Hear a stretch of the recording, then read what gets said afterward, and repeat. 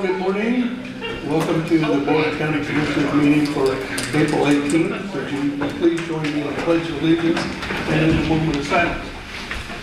I pledge allegiance to the flag of the United States of America and to the republic for which it stands, one nation, under God, indivisible, with liberty and justice for all.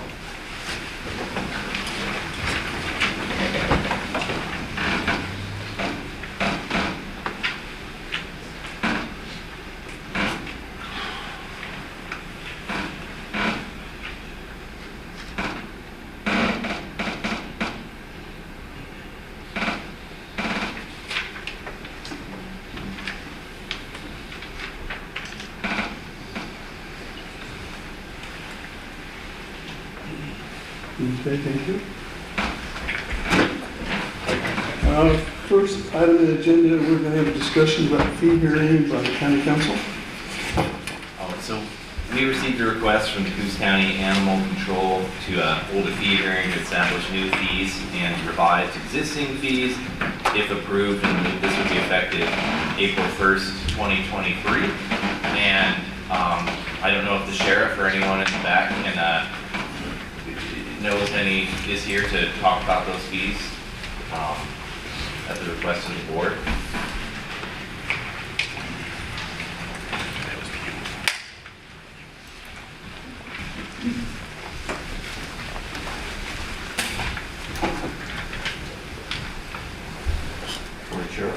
Good morning, Captain?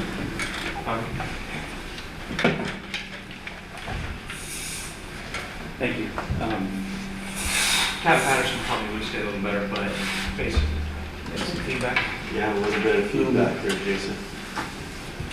So, we had to change some of the fees. Some of the fees were lower than we liked, and some needed to be raised up, and that was in turn to try to offset some of the costs for the spay and neuter cost of the shelter. Spay and neuter cost went up the last 3 months, about $30 to $40 per animal. So we're trying to offset those costs, so we kind of maintain that status quo of being able to spay and neuter those animals that come in. We're trying to keep it as low as possible. My understanding is other counties charge higher than us, which is a bit of a shock. I don't want to have any kind of barrier towards adoption, but it's unfortunately becoming unfeasible to run the fees we have. What are the, do you know what the changes are? I have them here, but I don't even know if you have a copy. You want a copy? Just run through them real quick, the bold ones, I guess, are the changes. Yes. Start on the other side of that page.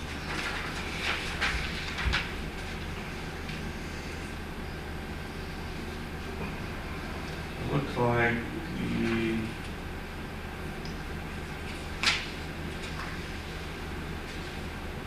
So we have adult dogs went up, medium and large went up $25, and the smalls went up $25. Oh, $50. 50. I'm sorry. And then on the back page, there's some additional. So it looks like the changed the way some of the wording was around the drop-off fees. There was a range, or there was a set price. We made it a range now. It's between $10 and $50, depending on what animal is and age and so forth. And that's for dogs. Cats between 10 and 30. And then of course, the average breed dog, and then rare breed, extra large, and small breed dogs, there's a $50 jump there as well. Okay. Captain, I have a little concern over the terminology, highly adoptable versus hard to place. Doesn't that imply some kind of judgmentalism? That's a joke, Captain. I know. It is, but it isn't. No, it's a reality, I understand. Anything else about this? Anybody from the audience? Seeing none, hearing none, I'll entertain the motion. Move to review and approve order 230420L, matter of establishing new fees and revising existing fees as set out in Exhibit A. Any second?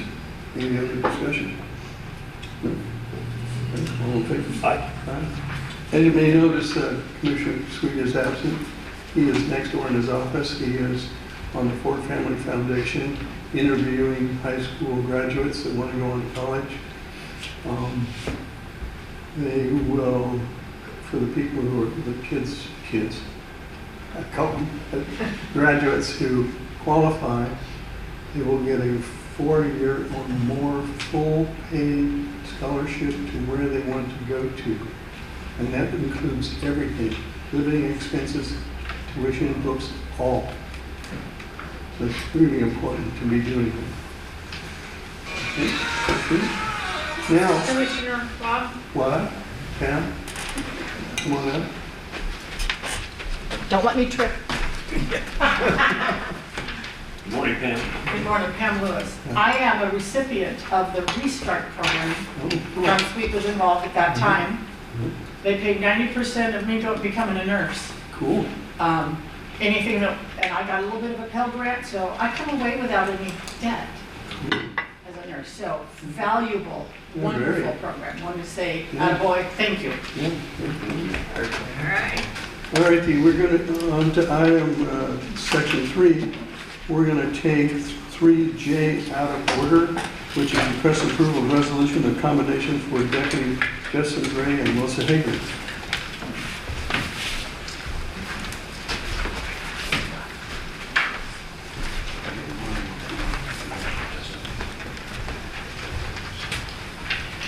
All right, so too often we deal with the aftermath of crimes. We are looking for someone here cleaning up situations. Come on up, guys. Come up here, please. It's a good day, it's a really good day when we can either educate or prevent crimes. That's what we intend to do most of the time, but it's really hard. So on March 29th, 2023, at about 09:45 hours, Coos County deputies and Melissa were at the Mill Casino attending a meeting with timber operators for work within Coos County. While in the meeting, Administrative Assistant Melissa Hager observed a male, later identified as Gary Danielson, approaching the hotel entrance. Ms. Hager relayed to Deputy Gray that she believed the male to be suspicious as his face was covered and he was wearing a hoodie. Mrs. Hager observed as Danielson removed a handgun from his waistband and placed it into his jacket. Ms. Hager immediately informed Deputy Justin Gray, who also observed Danielson make the aforementioned motion with the handgun. Deputy Gray, thinking quickly, immediately alerted the other law enforcement officers in the room to the threat. Danielson was intercepted by 6 law enforcement officers with gun drawn at the entrance to the hotel. Danielson attempted an escape, but simply was unable to due to the quick response of law enforcement. It is unknown what Daniel's intentions were that day, which is where the good part comes in.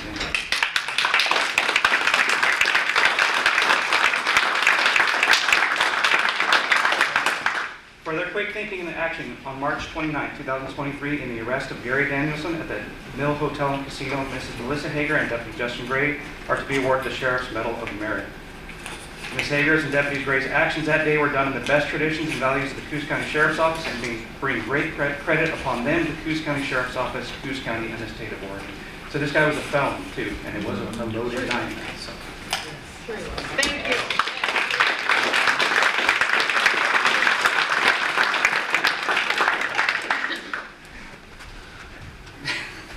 Hey.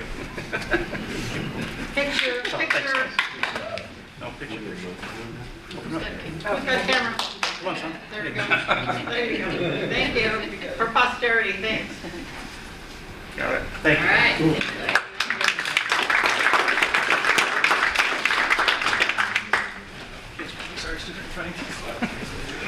We like this story. 3A, request approval of agreement with the Nancy Devereaux Center for Self-Wellness. Here. I see you're standing in for Mike. Yes, sir. Good morning, Commissioners. Good morning. This agreement allows the county to support the Nancy Devereaux Center's project to develop an adult mental health foster home on the property currently owned by the Devereaux Center located at 2085 Thompson Road in Coos Bay. The county, by and through Coos Health and Wellness, has secured funding through a housing grant with the state of Oregon and the Oregon Health Authority through Intergovernmental Agreement 177671. Funding under the OHA grant agreement may be used for the purpose of developing housing for those with mental health conditions. The adult foster home will serve eligible individuals in our community that need supportive services and an environment to maintain themselves successfully with the maximum degree of independence and self-determination. This is the contract for the MOU that was approved back in December so that we can get the money going so that they can get this project started. Alrighty, so I need a motion.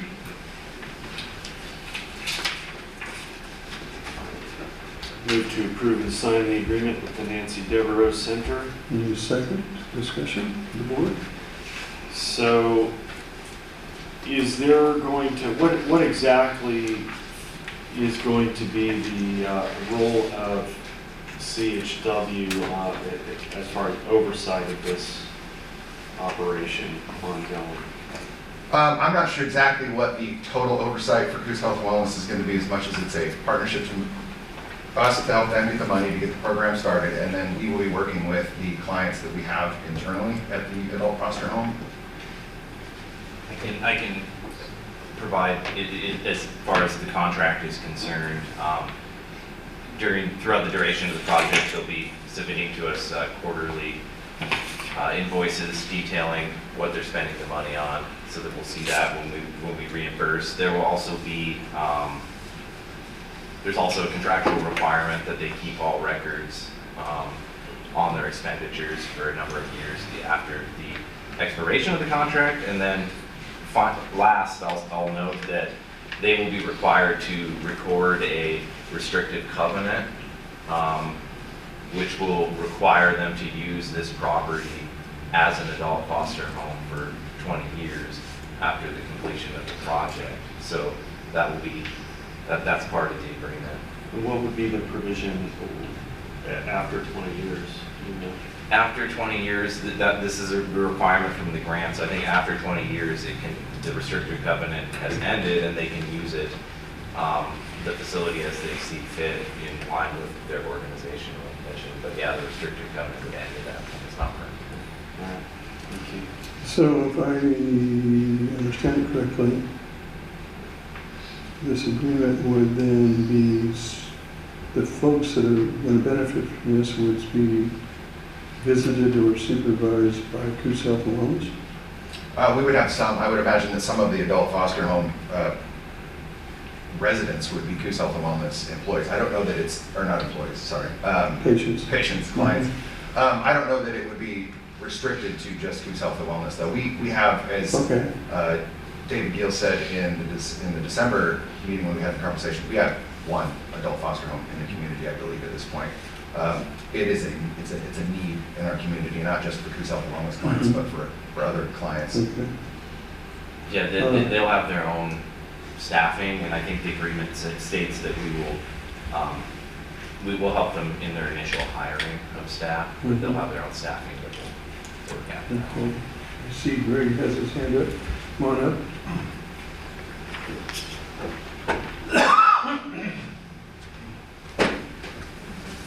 Greg Spores, Mandan, Oregon. I stand in opposition to even talking to Coos Health and Wellness. One more dime should not go to this organization until we have something in writing that states that they will not administer any drugs at all. Transgender drugs, all that crap, vaccinations, that they will not do any of that without parental consent, and that they will open themselves up to being sued if they do. Right. That's a different subject than we're talking about. We're talking to Coos Health and Wellness. I know that, but we have to stay on point here. All right. Thank you. Anybody else? Okay, call for the vote. All in favor? Aye. Aye. Thank you. 3B, request approval of list of designees authorized by to initiate mental health holds.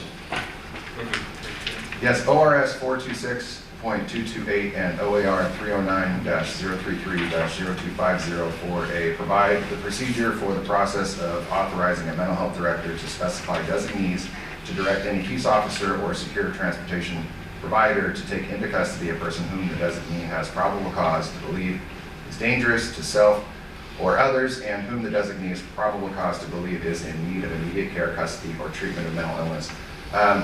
And usually on an annual basis, we'll come by and update these lists of designees just because we have turnover, and we want to ensure that the designee list is up to date so that we can provide law enforcement with authority for their household when we have clients that are in such a manner that they need to get to the hospital and be put on hold for their own well-being in the community's well-being.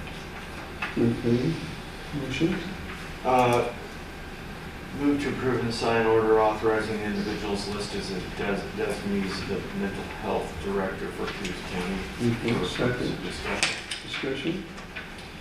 So, of this list of designees, Doctor, how many of these are new to this list? And can you identify which ones those are?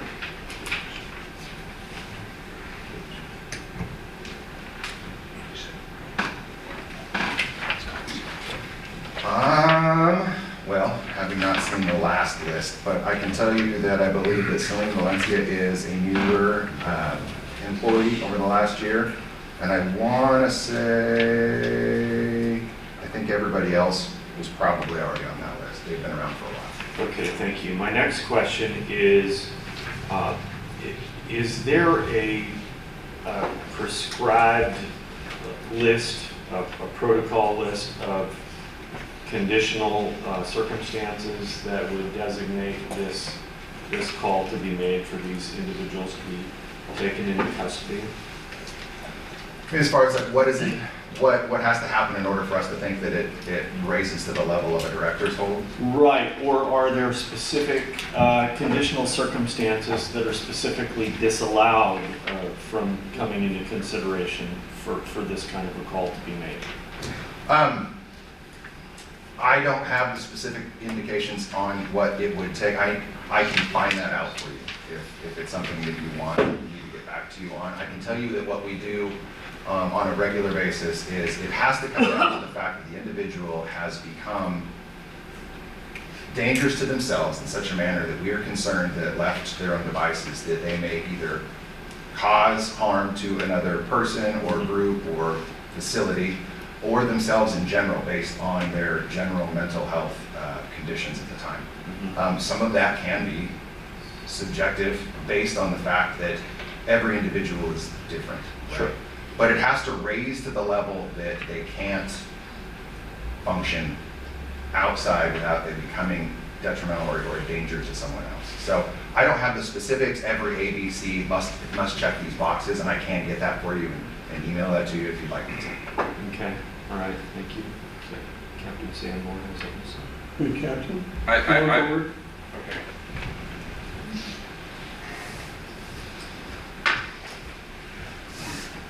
Captain Samuel with the Sheriff's Office. We have to be able to articulate that a person is a danger to themselves or others in order to take them into custody on a director's hold or a peace officer's mental health hold. I would urge against setting specific circumstances which would make that, because every circumstance is different. We don't walk into cookie cutter situations.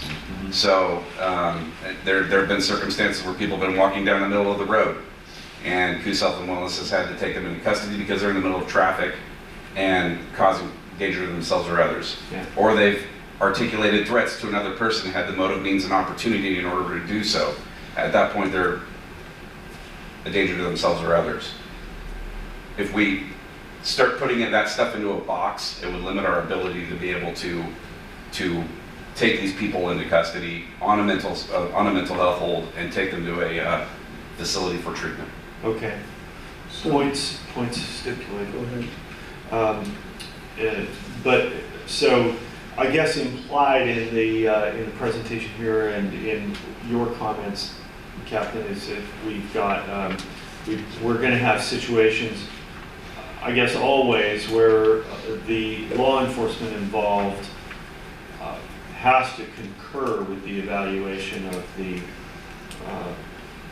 designee who's involved in this, in a situation, case-by-case basis. Commissioner, with respect, I would actually disagree with that. Okay. The reason being is that people from Coos Health and Wellness are specially trained in the treatment and care of people who are mentally ill. I am not. Okay. I don't have that kind of training. I can articulate at a very basic level, based upon what these people are telling me, that they may be a danger to themselves or others. And there could be a time when Coos Health and Wellness would disagree with that, because they talk to them and were able to articulate on their own in a different way.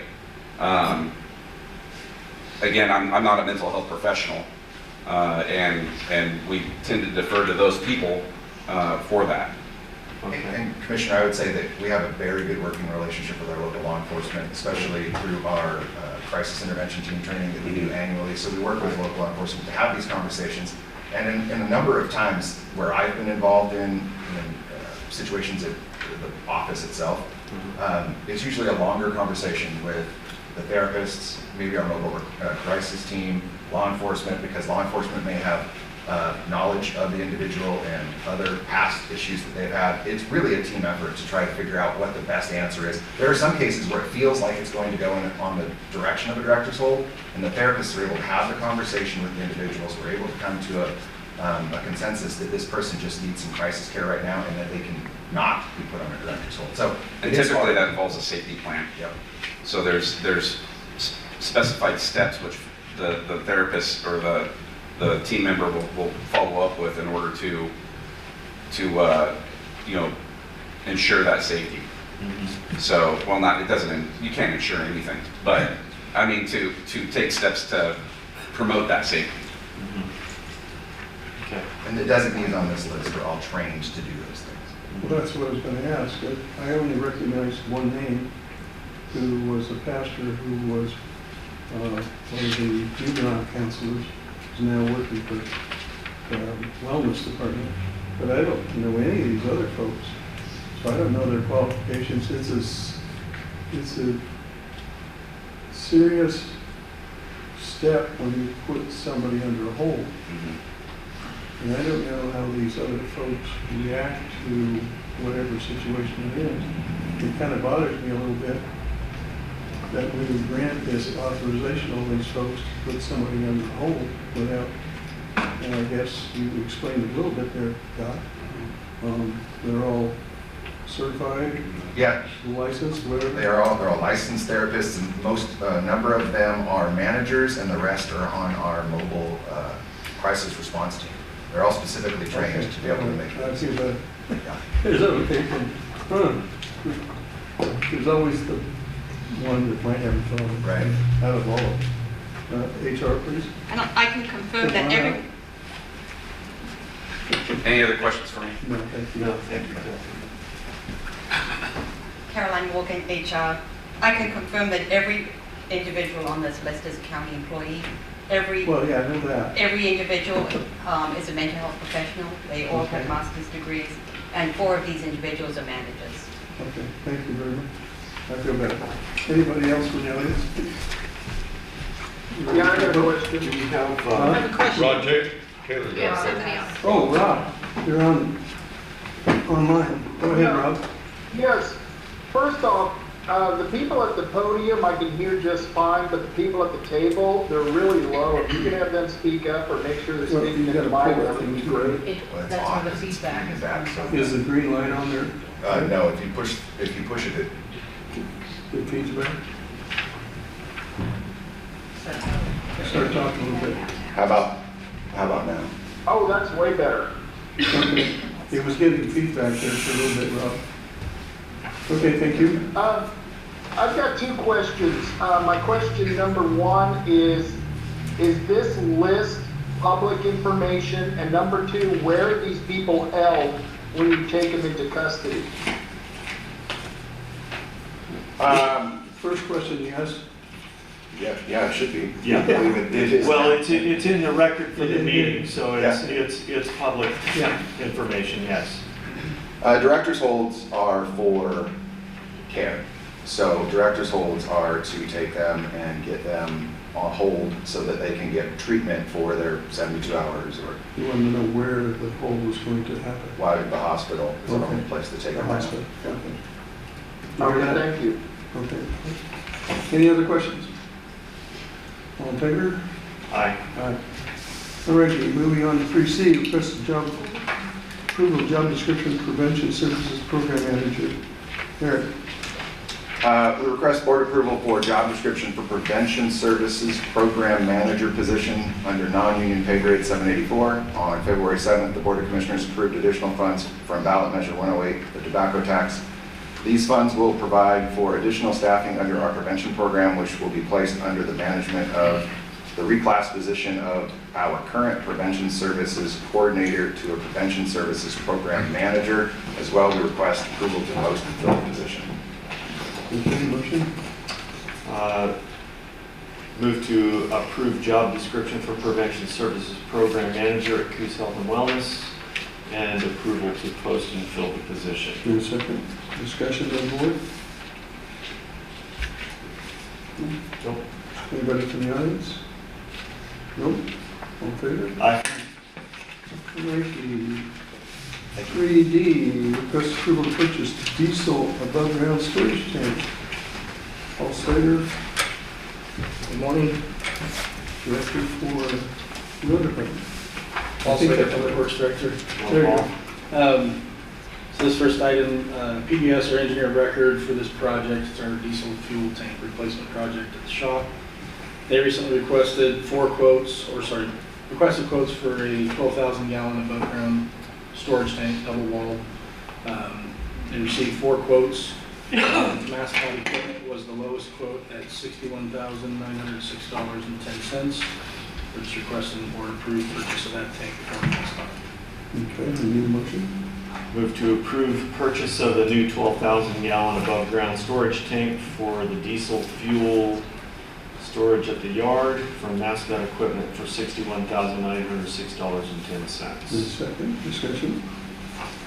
I noticed that they ranged from that bid all the way up to almost 109,000. Yeah, and pretty, the other 3 were fairly close, 92,000, well, 93,000 to 109.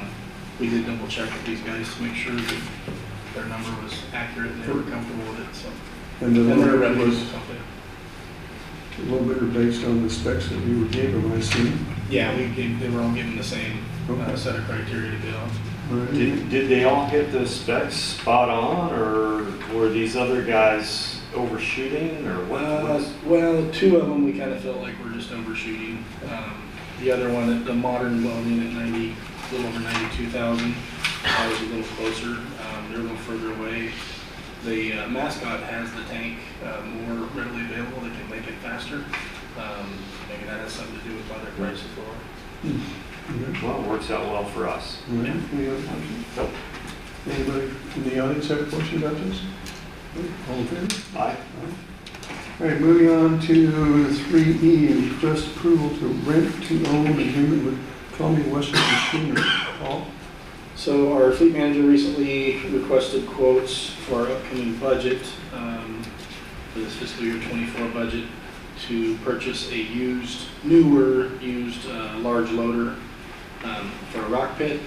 And of those quotes we received, one of them was this option from the Hitachi dealer to rent to own a Cat 980 size machine, which is what we have up there right now that we're trying to replace.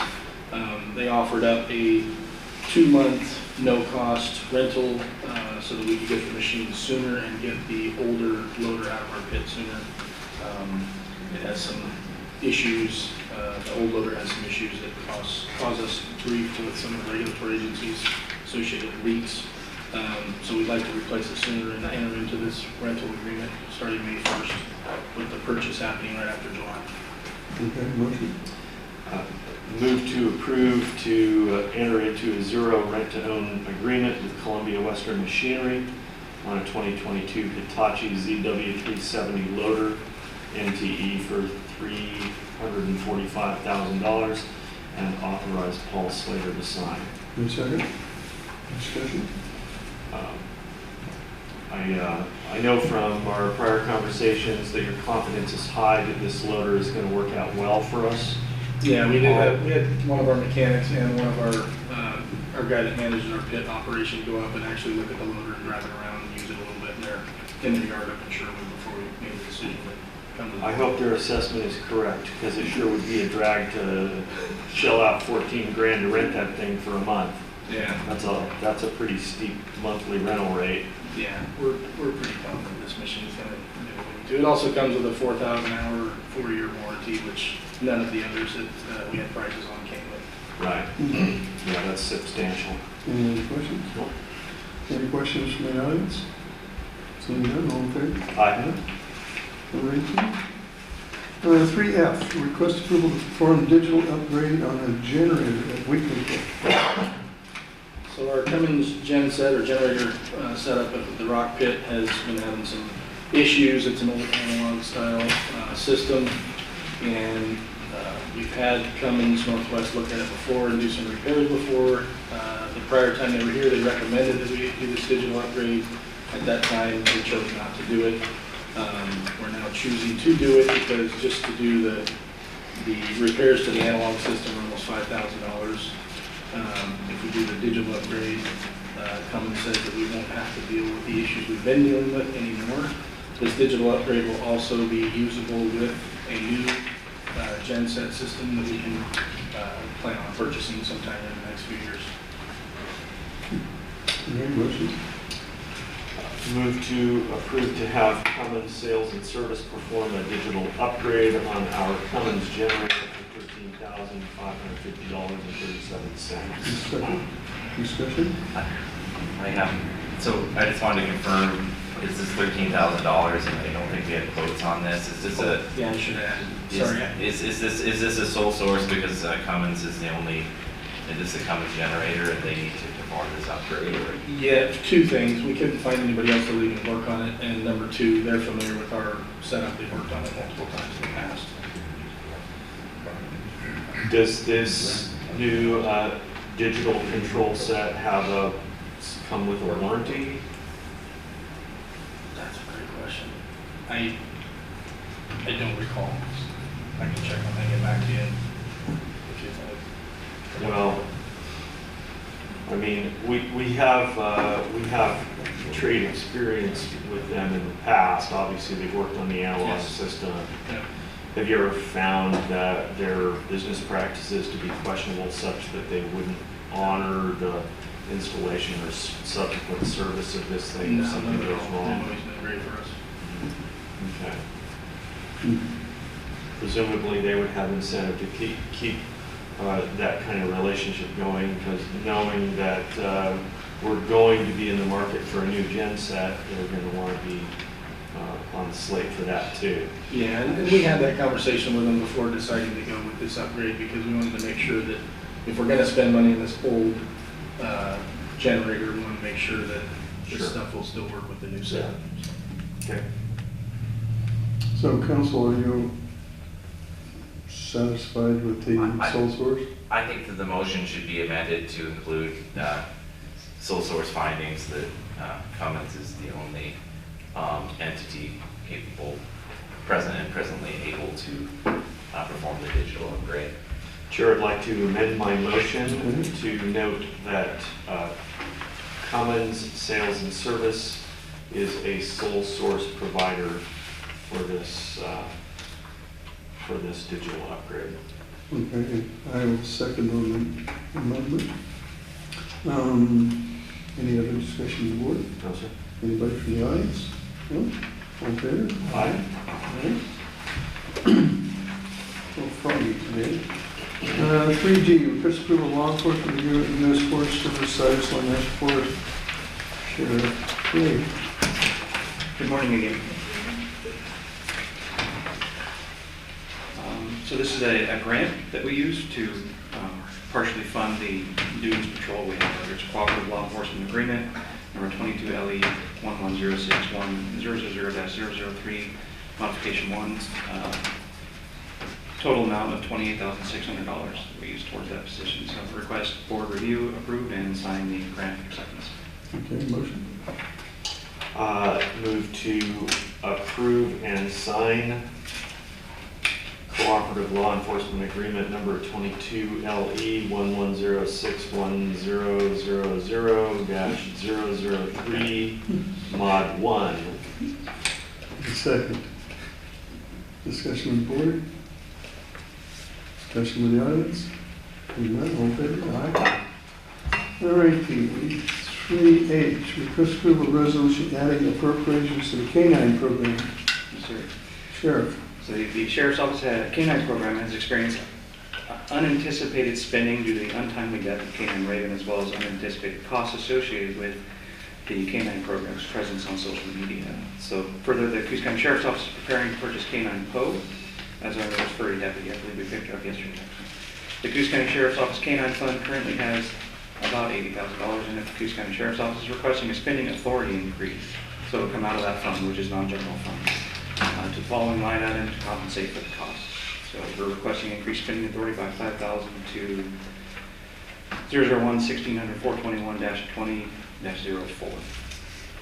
Any motion?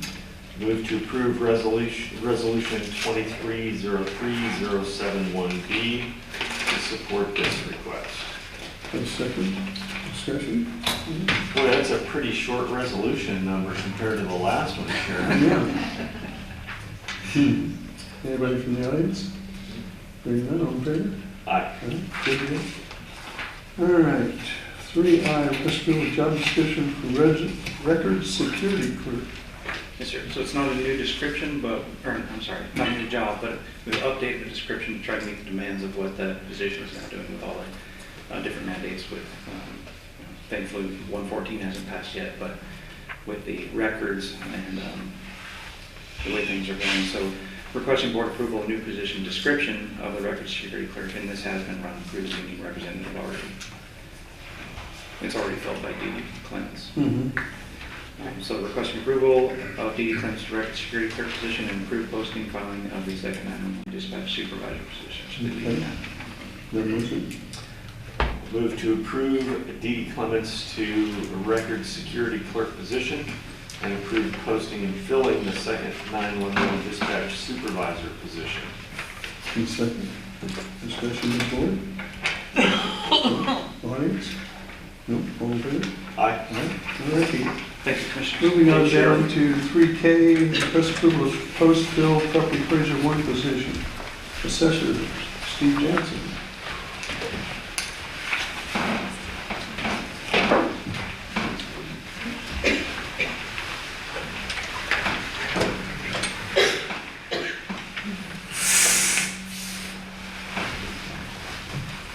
And before we get into the discussion about the appraiser, how's the knee doing?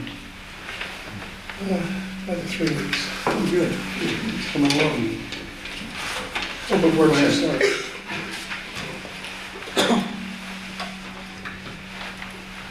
Well, good morning. Good morning, Steve. The 23-24 budget that we're still waiting for final approval includes a property appraiser position in the assessor's office. We currently have some funds available from our current budget to fill this position earlier than July 1st. We request the board approval to post and fill the property appraiser 1 position earlier than July 1st. Okay, motion. Move to approve the immediate posting and filling of the property appraiser 1 position, which is budgeted for in the 23-24 budget. And second. Discussion? Any? Nope. Audience? No? All in favor? Aye. Aye. All righty. There you go. Thank you very much. Thank you, Steve. 3L, request approval to transfer expenditure appropriations from maintenance. We have somebody here for that. I don't see this. Kyla's online. Kyla, are you online? Oh. I didn't notice. There she is. That's one thing I miss all the time. So Kyla, go ahead. She might be She's distracted muted at the from that moment. for a moment. Let me Second. Well, anyway, this request is transfer 25,000 from other expense to major R&I in the 9900 department of the line item in the budget. General fund for state court remodel under Oregon Justice Department contract 230049, filed as CJ 2023-0170. The request is approve and sign resolution 23-03-070B. So I would make that motion that we do that. I'll second. Okay, any discussion? I have texted Kyla, but she must be somehow occupied. No, No discussion. it's not a big deal, so anybody from the audience? No, all in favor, aye? Aye. All right, we didn't need Kyle. 3M. This is a lengthy one, I didn't understand. Oh, well, you're too late, we just approved you, Kyle. Oh, perfect. Can I turn around and just get out of here? Or your perfect timing, one of the two. Request approval of draft strategic plan for the Coos County Coordinated Office on Homelessness Community Development. So you're going to present, Jill? I'm going to introduce and then. Oh, turn okay, it all over. right. Go ahead. So, Jill Rolfe, I'm the director for Coos County Community Development. I also sit on the board for the homeless response plan, or homeless response committee. And so basically we hired RDI to do a Coos County coordinated strategic plan. You guys, I know both of you have participated in the meetings, the open meetings that were held. One was in the community building in Coquille and the other one was in North Bend. So this is the draft results from that communication and the plan that was put together. And I'm going to introduce Jennifer Growth from RDI to give you an overview of that. I don't believe, you don't have a PowerPoint, do you? No. Yeah. And this is posted online. It's under the homeless response coordinator office. And it also was posted with the agenda. If there's any comments or anything, if we could get those provided to Jennifer. This is just the draft plan. We're asking for approval of the draft plan to move forward with the final plan. It's posted where? It's posted both with the agenda and it's also on, if you go to Community Development's website, there's a tab for the homeless strategic Community plan. developments through the county? Yes, or- county. Okay.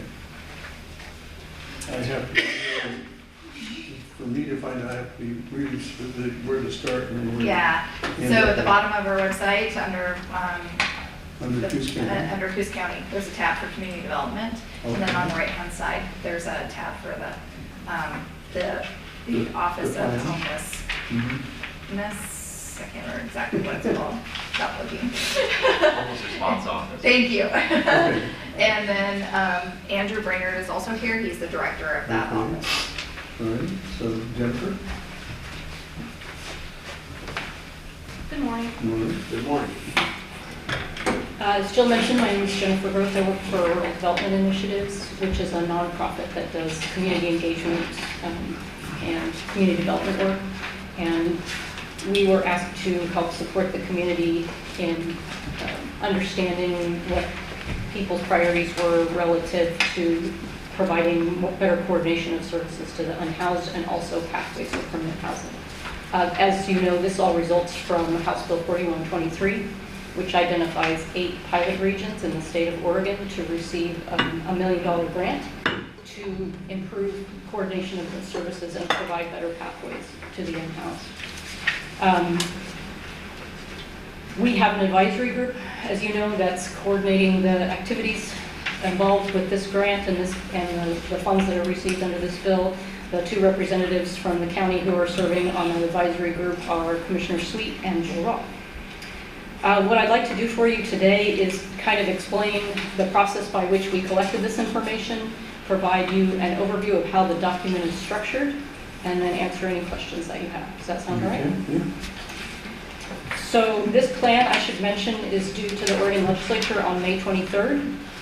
So the reason that we're starting this process now is to make sure that we incorporate any feedback that you have. We are also speaking to, we met with the North Bend City Council last night, as part of their work session, they're meeting tonight to approve the plan. And then tonight, we are also meeting with the Coos County, the Coos Bay City Council, so that they have an opportunity to review it as well.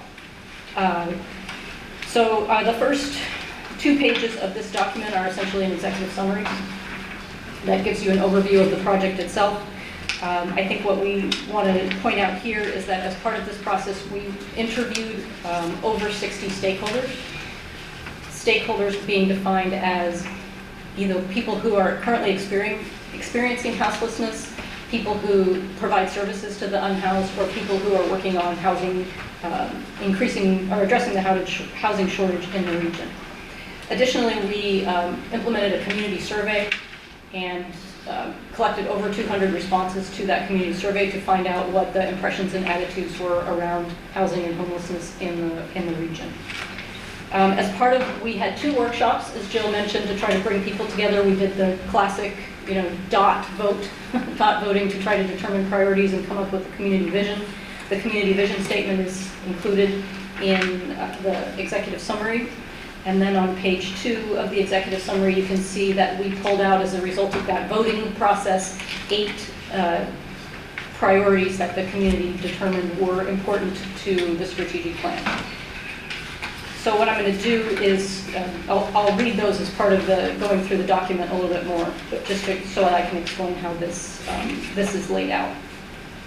On page 3 of the strategic plan draft, you can see there's a key stakeholder analysis. As part of our interviews and our meetings, there were a number of comments that were continually repeated as part of the process, and so we wanted to make sure to pull those out.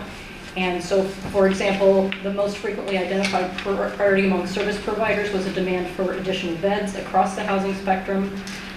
We did want to mention the fact that most of the stakeholders or people who are providing services believe that services are, to the unhoused population, while there's certainly room for improvement, that they're reasonably well coordinated, particularly on an informal basis. The benefit of this being a small community is that people talk to each other and have good relationships, and that does benefit the services that are provided. We are also hearing pretty loud and clear, as a result of the community survey and the conversations that we had with people who are providing services to the homeless population, that there is a disconnect between the broader community and people who are providing services. The community needs to understand more of what's already happening and understand how they can be part of the solution. The other thing that came through loud and clear was that there are a lot of organizations and agencies and groups and churches outside of the regular social service process that are impacted by this problem. For example, public works departments, parks departments, police and fire, libraries, schools, youth and adult foster care providers, and faith-based organizations. So there's a lot of groups that are involved in the problem that you wouldn't traditionally think were providing services to the unhoused. Another issue that came through loud and clear was that we are fortunate in that our local elected officials are doing a lot to communicate at a state and federal level what the problems that you're seeing on the ground, and that is going to benefit us going forward in terms of the people who have resources at the state and federal level being able to provide those as part of their understanding of what your situation is. In other words, the communication channels are there, but there was a desire to make sure that those are continually reinforced. There was a number of folks commented that there's some efforts to develop housing in the region, and that those seem separate from efforts to address the problem of the unhoused, and that there might be better coordination among those 2 groups of people. Additionally, we talked about, we heard in many of the public meetings, the town halls, we listened to the recordings of the town halls as part of the community survey, that this problem is not going to be solved without robust substance abuse and mental health services alongside housing. It can't just be housing. Services need to be tailored to specific sectors of the population. In other words, not every person experiencing homelessness are alike. The general groupings that we heard are that there are specific services that need to be provided to families with children, with senior citizens and disabled people who are on fixed incomes, veterans, youth exiting the foster care system, and people who are chronically homeless. And then just a note that it appears that most of the services to the unhoused population are concentrated in the Coos Bay North End area. So page 5 of the strategic plan draft is just a summary of the community survey results to date. These are open-ended questions that we asked, so we have pulled some survey quotes that we thought sort of elucidated what the responses look like. But so if, for example, when we asked what does homeless look like in your community, they said living on the streets and camping was the top response. On page 6, you can see when we asked what is working well in addressing the housing shortage, the top response was nothing is working well, so we have an opportunity for some community engagement here and some to work on the problem. And then on page 7, how can the region improve its approach to dealing with homelessness? There are a variety of different answers that you can see there. The other thing that we talked about with the advisory group that they thought was important to include in this strategic plan that we see on page 8 is they wanted to say, what is the problem we're trying to solve? So I guess the way we could explain this is, as you can imagine, when we talk about solving homelessness, it sounds like an awfully big nut to crack. There's probably a lot of moving parts, a lot of things happening, so we had a lot of conversations dialing down as what are the specific problems related to this issue that we're trying to solve. And so this is just a list of some of the things that came out of that. So, for example, do we understand what the demographics of our unhoused population look like? And that might be an important thing to research as part of the solution to the problem. Are we comfortable with the sources of data that are available to us that measure how many people need services in the community, such as the point-in-time count, the point homeless management system? The Oregon Department of Education school report cards has a listing of how many students are unhoused in the county. There was a lot of discussion about what the intersection is between crime and homelessness, and it seemed like that would be something worth looking into in terms of identifying what the specific problems are and seeing what those solutions might be. Many people talked about the Measure 110, Drug Decriminalization Act, pardon me, and I think there were 2 issues that came up around that. One was there was a concern that drug decriminalization is increasing the homeless problem in our region, but on the flip side of that, the people that we talked to that are providing substance abuse services are receiving more revenue towards substance abuse treatment programs, which is helping with the unhoused population. So my understanding is there's a House bill right now, 2513, in the Oregon legislature that's trying to address the balance of some of these issues. The other thing that came through when we talked to the advisory group, but also to a lot of the stakeholders, is they want a greater understanding of what the economic factors are around housing and homelessness. So there's a goal in here around doing some work to understand what the economic indicators might be for housing and homelessness as a way for us to understand that problem a little bit better. Obviously, there's a concern about duplication of services and wanting to be better coordinated, and then making sure that the broader community is more aware of and engages in this issue as a way to address some of the problems that we're seeing. So the bulk of, or the main heart of the document starts on page 10, and what that is essentially we have pulled out the community-defined priorities as part of this plan. And for each of these priorities, there are 8. What we've done is we've listed what's already been accomplished, because one of the things that was really obvious to us when we started interviewing all of these people is there's a lot of work already happening. There are a lot of services already being provided, so we're not reinventing the wheel here.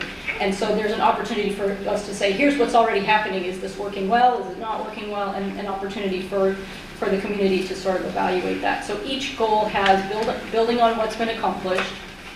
We also asked during the workshops, what can you do in the short term and what can you do in the long term to address these priorities? So we've also created in this document short-term activities and long-term activities for each goal. And then understanding available resources. So we contracted with somebody to do grant research around each of these goals to understand what sources of funding could be used after this $1 million is used for whatever purpose the community decides it needs to be used for, what available resources are going to be, you can apply for grants or would be available to keep moving forward on this issue. And then also measuring success. how are we going to know that we accomplished what we set out to accomplish in terms of this goal? So I will say that the House Bill 4123 does set out certain things that are required as part of the strategic plan. So one of them is to identify resources, so that's why this is included in here. The other one is how will you measure success needs to be in the plan under the wording of the statute. So the first priority is to improve coordination of housing and houselessness services among agencies and jurisdictions. This is obviously the intent of the House bill anyway. It also came up as the highest priority in our conversations. The second priority on page 12 was to develop pathways to supported permanent housing and increase workforce housing. This one is also in the statute, but it was also prioritized by the community. So there's some fluency there. On page 14, as I mentioned earlier, as a result of the community survey and the conversations we had with stakeholders, a high priority seems to increase community understanding of the housing shortages and service to the unhoused. Page 15 is the fourth priority, which is exploring the root causes of houselessness and the economic impact of the lack of affordable housing. We're doing some work around that. And page 16, the fifth priority was to address broader community concerns about public safety and trash accumulation. I think if you could distill the community survey into a couple of issues, it would be around people's concern for public safety and the accumulation of visible trash that they see. So there are things that have already been done, but there are ideas for things we can do in the future to improve.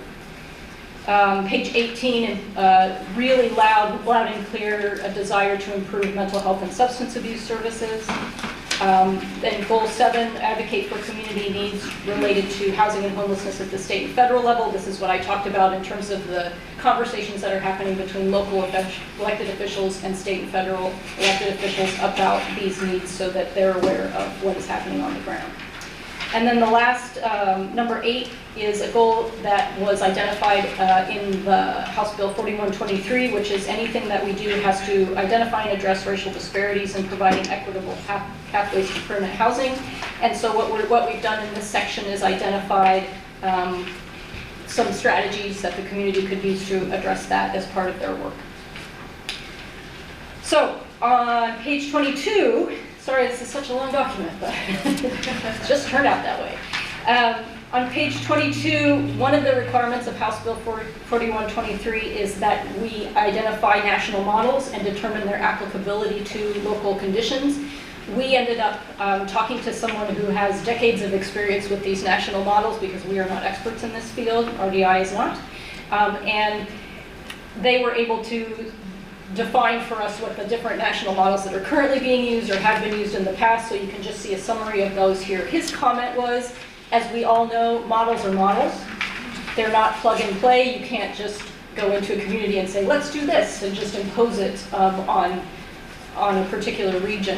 So what his suggestion is that the community could investigate these models, find out if there's pieces of them that would work to help solve the problems that you're seeing. So that's what that section is about. And then starting on page 24 is just a glossary of terms to address the plethora of new vocabulary and acronyms that we learned as part of this process. And then on page 28, you have a listing of the advisory group members we've already talked about. On page 29 is a list of the stakeholders that we were engaged with as part of this process. One of the things I want to point out that's a little outside of the scope of the original project is on page 32. We were approached by a community volunteer, Barb Milliron, who was really interested in this issue and wanted to volunteer her time to help with this project. And in speaking to her, we realized that she had a lot of connections with the faith-based community and different churches in the county. And so we sort of asked her if she would go and reach out to these churches and interview them and talk to them about how they're getting involved in this problem. And so I just wanted to make sure, because she did so much work, that she got her own page in the plan. She reached out to 23 churches in Coos County, interviewed a lot of them. This is just a summary of what she found out, but I will also say that we had a lot of faith-based organizations that participated in our workshops as a result of her work, and a lot of their suggestions and comments are also in the main body of the plan. The rest of the document is basically just resources that are available that we collected along the way. Under policy initiatives, I will say that the Oregon legislature has about 80 bills right now that are dedicated to this topic. I did not list them all here. But I did try to pull out the ones that I thought were most important so that you could reference those as you wish. Technical assistance resources, this is just opportunities for documents or resources that you can use to help with some of these goals that the community has identified. Also on page 34, a list of local and regional funding resources and some additional government funding resources. There is a spreadsheet on the back that's impossible to read, and my apologies for that. It needs to be on larger format paper. But what I will tell you is, when we asked the grant researcher to identify funding opportunities that would go with each one of the goals I told you about, we also just told them to give us the whole list. Like, give us all of the opportunities, even if you didn't assign them to a specific goal, so just so that you would have that information. And that's what it is at the end there. So my understanding is that, and I want to make sure that I include Andrew in this because I know he's just new, just getting started, but he's already been doing a great job getting connected to all of these folks that we've been talking to. But answer any questions you have, but also make sure I defer to the advisory group, Jill, or whatever we want to do in terms of how you'd like to proceed here. Sorry, this is a lot, I know, I'm sorry. No, it's okay, you did a great job of counting right through. As you were going through page notations and material, we started to go off track about page 24, and what we have is not correlating to what you were saying. Oh, really? Yeah, as far as I could tell. Oh, sorry. So, but that's okay, I was able to go back and find what. Do you have the glossary? Because that was a late addition. Yeah, the glossary's at the very end. Oh, okay. The glossary is just before that unreadable spreadsheet.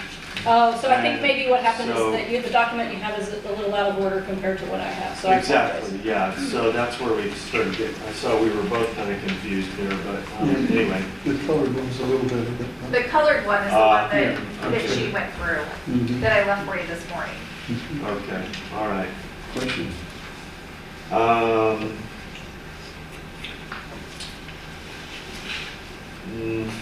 No, not really. I have a couple of questions. I was looking through this and I was wondering, because of Measure 110, which basically liberalized everything as far as drug usage goes, in my opinion, do you know how many people that are homeless are from, let's say, out of state?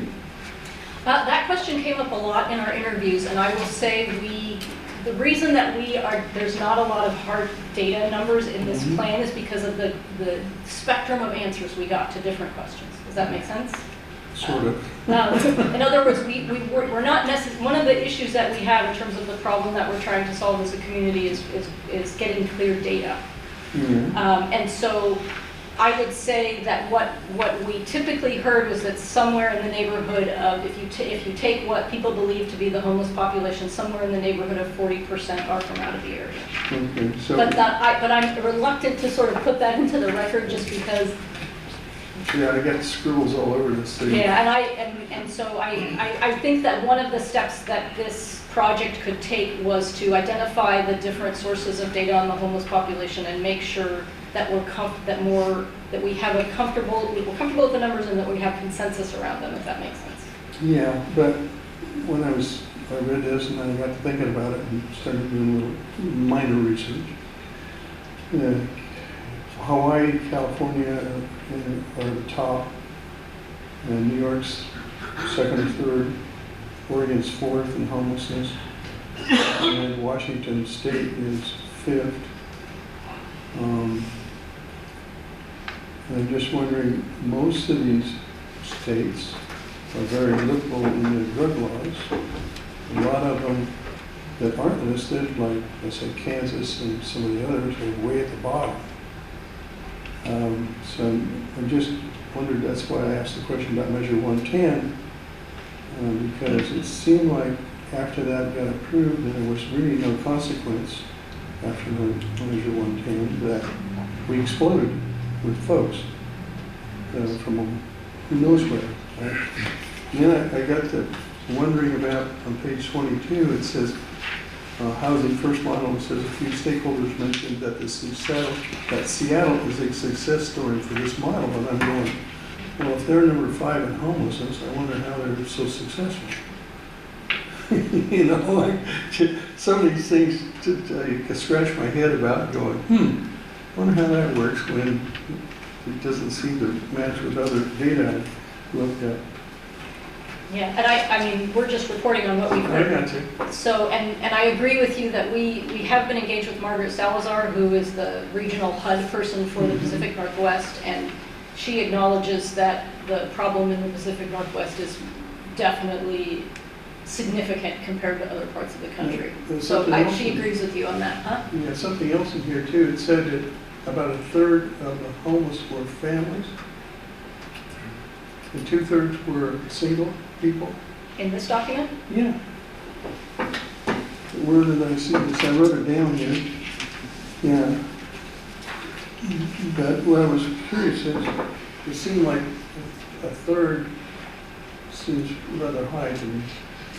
Yeah, I apologize. I'm not the person to talk to about data because we attempted to get data as part of this document, but we were not comfortable putting numbers in here along those lines just because we kept hearing different numbers from different people. Does that make sense? Yeah. And so we felt like what we should do is identify that data was an issue that we should research further as part of understanding the problem for this community. So, Andrew, you had a question? And then we'll, after the board discusses, then we'll go to the audience. Reporting about data information, I know they had some possibility issues with the time point count accuracy for the numbers of the organization as well. And with the new interim director with ORCA, Alexis Berry, I do want to address those issues and find out how we can get more accurate numbers for the future on that, because as you can see, you know, some of the data that might be from that format is a reason why you might have many questions. But I would like to see and look into that better to get more accurate numbers and actual locations as well. That's one of my things I really would want to set a goal for, and to work on that better, because according to a few people I've talked about with the volunteer process, for this year's numbers, it didn't go very well, but in the future, I'd like to see it better. So. Well, along with that, we've been struggling. We've had a couple of meetings about the homeless issue and the Ninth Circuit Court decision on homeless people, and we're going, well, we don't have any facilities to house them, so you then have to have public property where they can house themselves overnight. And we got to looking all over the county and going, none of these are even close to any kind of support facilities. But the county owns it. We're scratching our heads going, how are we supposed to do this? I guess we take the best of the worst and say that could be an area for camping, but it's really a struggle for the county. We don't have those kind of properties. Yeah, it's a difficult situation. In the future overall, and during the workshop with North Bend City Council meeting yesterday, they pinpointed a couple areas for their area to look at. And then I've also, with the help with Commissioner Taylor of resources, possibility, I believe outside the Hauser area that I need to contact with.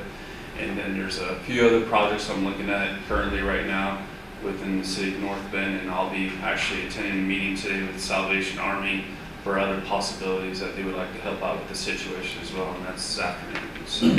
I should say that Andrew has hit the ground running in the last month that he's been on board. Yeah, that's right. I agree. I'm excited for the future. Any other questions you thought about? Well, your item number 8 here on page 20, identifying and addressing racial disparities and providing equitable pathways to permanent housing. You know, I'll tell you, from my perspective, I think that as a society we've moved way beyond where that's really even a consideration. I mean, you know, I know for myself, when I look at any individual, you know, I don't care what color their skin is. And I mean, does anybody really? I mean, it seems almost like this kind of stuff gets thrown into plans like this as an ode to PC or something. I don't know. I mean, is it really even real anymore? I just don't see it. So, you know, I kind of have a moral objection to that, because I think we're far beyond that as a society. No, I take your point, but just in terms of semantics, the grant agreement that's tied to these funds indicates that this is part of what needs to be reported on in research, and so Of course it does. So that is the situation. Yeah. Of course, if the state or government keeps pushing this, it still becomes a problem instead of accepting that everybody is the same. They'll prove it different. And and as we talked about, this is a great opportunity to have a conversation with, you know, your state elected representatives and say, you know, we understand that, you know, this funding can be used for this, but we're curious about this particular aspect of it, and have that conversation. But no, and I know you do that, Commissioner May, but I think that to me, that's the avenue to voice those concerns. Yeah, I understand that. I do that every once in a while in an email to folks, and sometimes it isn't always well received at the state level. Let's put it that way. Now, the constant mantra of racism is frankly nauseating. Yes. And I think it's demeaning and you know, unproductive. There was a talk of a grant for a nonprofit here last month, for a nonprofit that's located all over the West Coast, but they have an office in the Coos Bay North Bend area. And I was reading their website before we approved this possible grant, and it said that they were supporting Black Lives Matter, and I go, why would you do that? All that's doing is tearing racial groups apart. It is looting, robbery, etc. Why don't you change that where you have the teachings of Dr. King, where everybody's going to come together, everybody's going to work together, get along, you know, understand each other, all that kind of stuff. And eventually they did. We didn't go and grant, do the grant, but they did change their website, at least in the Eugene area, so that, to me, it was promoting more unrest than anything, instead of bringing people together. Okay, so we go to the audience. Anybody have questions? And one more addition to it, I just want to thank Jennifer for her guidance and Jill's help and the board. They have done a tremendous job of helping me with tools, and I know things are going to be coming on the agenda here soon as well for some approvals, but I just want to thank the opportunity for the commissioners and for the great team, and we are in a good start and looking forward for the future. Thanks for the good job you're doing too, man. Thank you. Appreciate it. Well, hang on. Greg, you have a question? Come on up.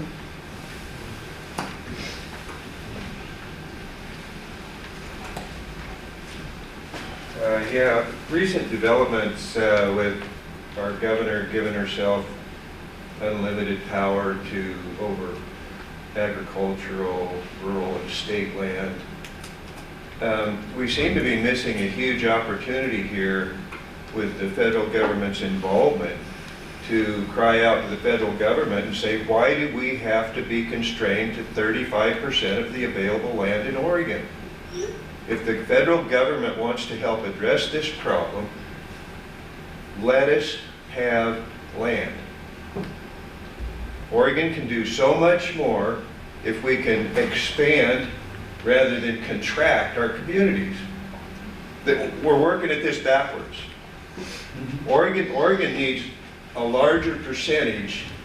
The federal government cannot continue to hold on to 50%, 52% of the land in Oregon. How can we address these problems when we are forced tighter and tighter and tighter into this box? Anything, sir? Anybody else? Yes, ma'am. Yeah, that's you. I'm looking around to see who ma'am was. Susan Kirkendall from Coos Bay, and I just have a question, and in all of what you've given, and it's huge, and I'm gonna go and do my own homework. I was curious, I know a lot of these people are falling into these things, and we give that a bit of a victim kind of understanding of what they're going through. I also, being a mom of 5 kids, know that there comes a point where you have to be responsible for the choices that you make. And I didn't hear anything, and I know the constraint. I understand little. We have a Ninth Circuit Court, and we have all these other entities. But is there, in all of this, a place where the individuals, because they all are, there comes that point in all of this where they do become responsible for the choices they're making. So it was just more of a question. I didn't hear anything. Well, I think from my perspective, and maybe Andrew has other comments, the conversations that we heard at the individual service provider level, I think that's where that happens, if that makes sense. In other words, they're talking to their clients on a one-on-one basis and determining, how much rope to give and how much, and how, and what those choices are more at sort of the case-by-case level, whereas this thing is much... Just a very broad spectrum. Just a very broad spectrum. Does that make sense? It answers that massive amount of what you've had to give. Maybe just before I step away, is that it? Oh, thank you, Alicia, I couldn't turn it out. Isn't that is a concern of mine? Okay. Because if there is no, if they're not, if we as individuals are not held to being responsible for the choices that we're making at some point along that process of health, I don't know that we ever, as human beings, do. So I take your point. It's just kind of a question, and I didn't hear that in any of what was being set up to try and help those that are in this situation. Thank you. Anybody else? Yes, ma'am. Yes. Yes. Well, I have a question, a comment. Hang on, Rob. There's a lady in the audience that's coming up, and then you'll be next. If this Come on is up. any I need to know reference your to name the and- number, Linda Waterman, North From- Point. Okay, thank you. If we have a good friend who has a friend who was in New York, and not too long ago, and went around the street corner, and there was a man standing on the corner with a big sign that said, "Go to Oregon, they will provide a home for you." Oh, yeah. Rob Harris? Yeah, one of the things that you talked about, Bob, was all the different states that have high homelessness and the homelessness problem. Let's quantify what is in common with all those states. New York, Washington, California, Oregon. Gee, all of those states are ran by Democrats, and it's been Democrat policies who, instead of actually using and utilizing the free market system, all they've done is and I'll use this word stakeholders, because not all of us are equal in this stakeholder thing. Some of us are giving in this stakeholders, and some of us are taking stakeholders. And so this is really more redistribution of wealth being pushed by very liberal legislators in all of those states. The reason we don't have enough affordable housing, and I've talked to several different developers about this, I've asked them why they don't develop more property, and I've read what the Cato Institute has written on this subject, I've read what the Cascade Policy Institute, and it seems like it brings down to what Grace Moore says, all the land use restrictions and land use laws that we have in this state. We have plenty of land to build houses, but we're not being allowed to use that land, number one. Number two, all of the high development fees that come with development. Every one of the states that you mentioned, Bob, every single one of them have high development fees, whereas Florida, Texas, Midwest, they don't have as much of these high development fees. And then you've got the fact that there's all these regulations on building houses. And once again, I go back to these liberal Democrat policies where they're trying to force people to cater to this this new age idea that we have to save the environment. So that comes into the process as well. So I don't see anything in this coordinated plan that is addressing the land use, the high cost of development, and all the regulations that we have. If we start working on that, we might get away with building more houses, which would make housing more affordable. But all we're doing is taking from the people who produce, and we're giving it to people who are not producing right now. And then you have to look at the lawlessness. I mean, the first part of this that I just talked about was about the homelessness, the people who actually need houses, who can't afford it, the families who are in earnest trying to better themselves and trying to do better in their lives. But then you have this, not a homelessness or a houseless problem, you have a lawless problem. As I'm sitting here and listening to you folks, I just watched one of the local abandoned homeless guys walk by my window.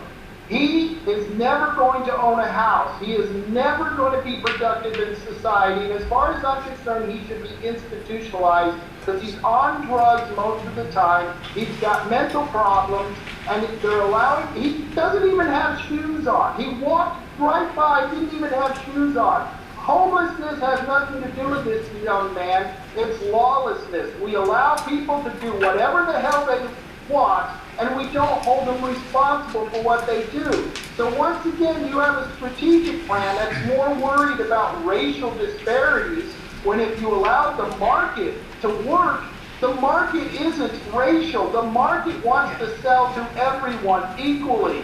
And that's what we would do if we would allow the market to run. But as long as you've got a governor and a legislature that is so focused on climate change and racial disparity and diversity, equity, and inclusion, you're never going to get anything done because they're not getting to the meat of the issue. And the meat of the issue is getting rid of these regulations, loosening up the land laws, getting rid of urban growth boundaries, and allowing people to build houses. And so I just wanted to put that out there in a statement, and I want to thank you and Ron for bringing it up about some of that garbage that's in these types of grants and are forced on people like us because they're using our money against us. To get our $1 million, we have to accept all this racial disparity, all this climate change, and all this other garbage. And I personally am sick of it, and I'm insulted by it, but who cares what I think? Because, you know, I'm just a white guy,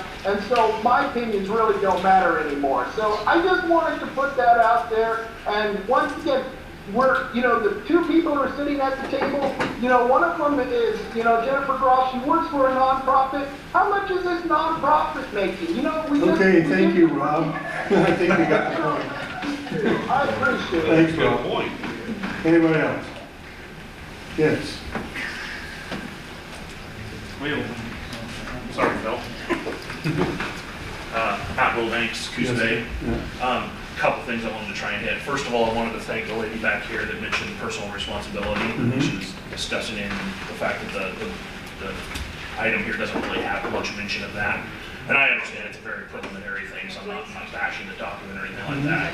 I wanted to bring up the section, the term stakeholder. This kind of relates to what she's talking about. I'm not a fan of the term stakeholder. It's a loaded social justice term. If you actually look into the history of its use in nonprofits and government documents, and it goes to the personal responsibility issue because if you look at most of that list of stakeholders, there are some law enforcement in there, obviously, but most of those are community service organizations, whether it's Coos Health and Wellness, the Devereaux Center, et cetera, et cetera.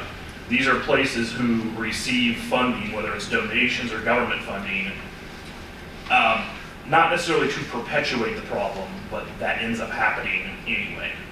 A lot of you know my position on the Devereaux Center. I think it actually behooves them to perpetuate the problem. They continue to receive funding and get larger and larger. So I would prefer to see some other things added into this stakeholder category. Perhaps go and talk to some of the organizations or citizen groups that they exist for another reason, not to perpetuate the problem, but to fight the problem from the crime perspective, or the, maybe these people are in these positions because they choose to be there. So that would bring the whole personal responsibility thing into it. We should have some stakeholders that are looking at it from the other direction, not just from the public policy, nonprofit, oh, I'm getting money to fight this problem. The other thing I wanted to bring up is kind of tied into what you mentioned, Bob. You were asking about what percentage of homeless are actually from this area. And she's absolutely correct. It's a very hard number to pin down. Even if you were able to identify every homeless in town and go out and interview them, you're probably still not going to get an accurate number. A lot of them just aren't truthful with you. A lot of them are mentally ill and are going to give you a crazy answer. It's very hard to pin down. But what I've been seeing, and a lot of people bring this up, and I'm not going to go down the road of busing, whether they're busing them in. I think that's a bit of a conspiracy theory, maybe a little bit of truth there, but it's not. It's another subject. What I'm seeing is spreading of the word of what's available here in Coos County. We see what happened in Portland, what Portland has turned into.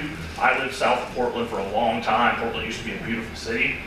Seattle used to be a beautiful city. Their policies, and I think you even mentioned this, is they're saying, oh, this is a success story in Seattle. There are no success stories in Seattle. Okay, there aren't. Look what's happened. Okay, if we follow the same path, if the Devereaux Center is putting the word out on the street, either intentionally or just out the back door, oh, we're here and we offer these services. A lot of times these places offer services no strings attached. I'm sorry, but you have to have strings attached. You cannot just hand out willy-nilly.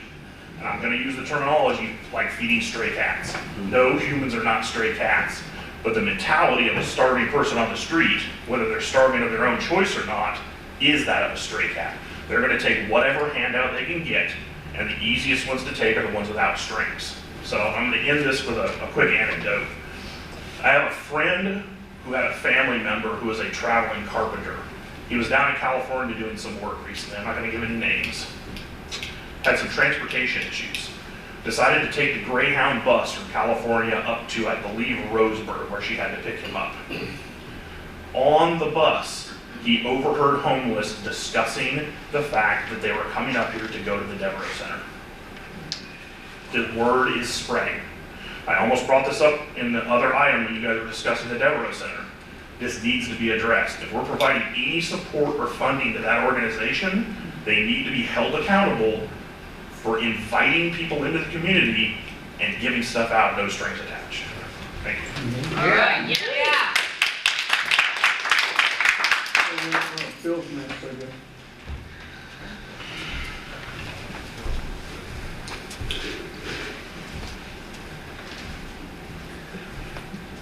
Phil Thompson, Coos Bay. My comments is mostly for Rob. Everything, that's what's wrong with society right now, and I'm talking about the homeless. Everybody's going to say liberal Democrats. I've been a Democrat all my life. My mother was a Republican. My dad was a Democrat. So I know both sides of the problem, how people feel. But there's a lot of good Democrats that don't believe in all this, giving them all this money and stuff. So I wish Rob would quit calling. I'm one of them, a Democrat. Him and I agree wholeheartedly on the First and Second Amendment stuff. I work with you. But as long as we try to divide the people, you're adding to the problem. I got good Republican friends. I'm a Democrat. And if you just come right out and say, forget all the roundabouts, racism, prejudice, it's a learned behavior. I grew up in the South, I know. Phil. It's a learned behavior. Well, I was okay. No, if I had to look you in the eye, yes, sir. You're talking to us, yes, not sir. them. It's a learned behavior. You don't inherit it. So the people that's teaching the racism and stuff is the problem in this country. Now, I don't know what we're going to do about the homeless, all of them. And I agree, some of them's dope addicts, some of them is married. But when we keep dividing the country, we got to get patriotism back, where everybody works together for a solution rather than divide. Thank you. Thank you. And Phil, I appreciate those comments. And while Dino's making his way up, I just wanted to respond to you. And I think what Rob is really talking about is he's talking about party leadership and the philosophical bases on which they establish policies that impact all of us. And I do not think that Rob, and I don't want to speak for him, but I'm pretty sure that he understands exactly what you're saying about that as people, as whether you're a Democrat or a Republican or whatever, we need to build the bridges here locally in our community, but we recognize that there are corrupt leaders really in both parties. I mean, I'm not going to sit here and say that there is no corruption in the Republican Party leadership, because there most clearly is. So anyway, just okay. Thank you. Dino? Dino Bender. Aloha. Yeah, for sure. Just as a comment and an observation, I need to go up to Reedsport every week. And as I drive up and I go by the old paper plant, there are 35 to 40 units still there.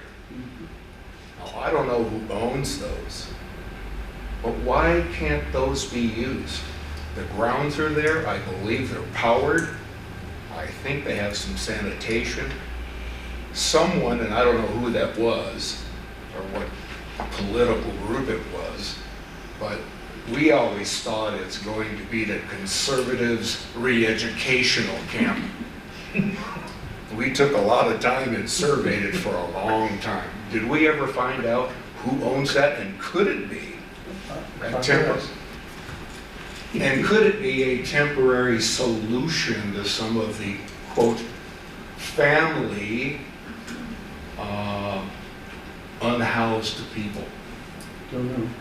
Because those are multiple, each of those has at least 2 doors to it, so it could be maybe 60, 70 families. I don't know. Do we go to Reedsport? Where? No, what I mean is our county. No. That's Douglas County. Just above Lake Douglas County. And That's Douglas County. those units are owned by FEMA. The property is leased to FEMA. The owner, I forget his name, but he's got a number of port-type properties up and down the coast, he and his group. And so they lease that parcel to FEMA, and FEMA has been storing those housing units there ostensibly. They were for use in the fire threat issues in the valley. And why they would, those units were previously stored at the Jackson County Fairgrounds. Why they would move them from there all the way out here to store them for a period is an absolute mystery. It makes no sense. But now, I'll also say that I've been seeing a few of those units around parked on private property now. I know that some of them had gone up for sale, either on auction or a direct sale. I'm not sure exactly how that worked, but I know a number of them have been picked up by private parties. I've seen a number of them just in the last few days. But anyway, so could those be used to house homeless? I think probably not where they're sitting right now, because they're not connected to utilities. But but the availability of those units is of some question. Maybe there's a benefactor party who could pick up some of those. Well, it appears that we have a state problem, not just community problems. That's right. I don't care who counties it in. Could we work with somebody to go, hey, there's some units there. Maybe we're talking about some land somewhere. Well, maybe it could be argued that the homeless problem is an emergency, so FEMA should get involved. I don't know. I agree with you. Thank you, Commissioner. Anybody else want to weigh in? Apparently, we've generated some interest and some concern. Indeed. And With your permission, can I address some of the comments and questions that they can help with? go ahead, we're right there. You got it, Mike. You can be able to say. So regarding, first off, Matt, sorry, my apologies. Matt has put a lot of work into attending meetings, and I respect him for that. There, with Jill's help, Jennifer's help, thank you. She put together a really good team with the stakeholders. But one of the things that we're going to look at here soon, with the approval of the advisory board here soon, is actually have a pretty much almost like an ad hoc committee that can meet with me regarding different groups that have different opinions or questions, like we had talked about. So I am looking at that. Another question is, how do we find out data, or how many times has Jim Bob gone to these services? So there's actual programs that we could actually take a look at that could help with data and information of where their last locations were, not just to find out, keep track to find out where they're going, on bad behavior, but also to see if they're lost, or we can take them out of the system as being one less homeless person in our county. So there might be certain programs that can help coordinate that better to find out where they have been going. I know the Devereaux Center has a program, and I believe Orca too, but it'd be nice to find a program that can work with the county, faith, inspirational-based churches, different nonprofits, to actually track better data to find out where their needs are and how many times they've attended different places. So I hope that could help out with a few of the, help out with a few of the questions that we had comments on. So another thought that I had, and I got an email or a text from somebody in the audience about there doesn't seem to be any mention for funding for fire departments, EMTs, when you have situations for homeless folks that are having medical issues, drug issues, campfire that got away, whatever, and no money for law enforcement either. So that's another concern, is to have some kind of adequate funding. If you're going to have this homeless issue, some of these folks got to be protected somehow. And they got it on both sides, the community and the homeless folks. So there should be something there for funding for EMTs and police and fire. Yeah, I think that it was our intention to include that. If it's not coming through, we can try to clarify. That. In other words, what we tried to say is acknowledge the fact that it's more than just social service agencies that are impacted by this is a strong point in this document, and the fact that the impacts to those, Parks Department, Public Works, Police and Fire, schools, et cetera, needs to be considered as part of this. So that was our intention. Anybody else want to weigh in? Yes, sir. Come on. Anybody after that? Okay.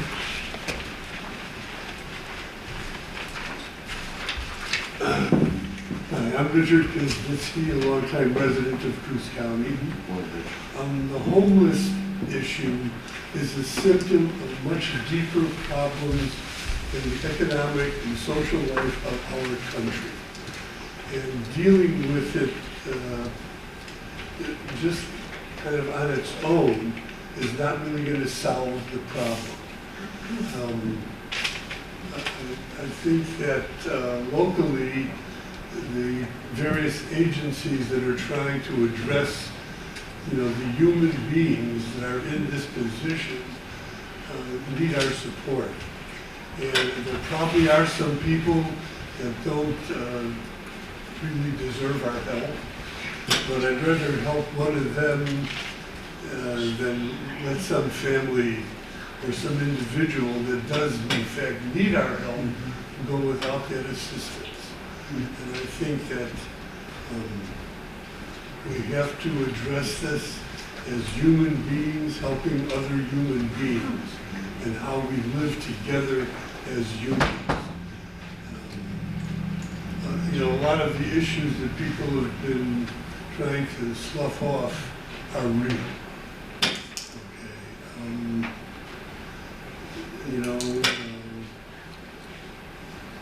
I think just, again, the homeless problem is a symptom. It is not the problem. And we have to address other things. So think about it, everyone. Thank you, Thank you, Richard. All righty. And Andrew, you have one last, oh, Doug?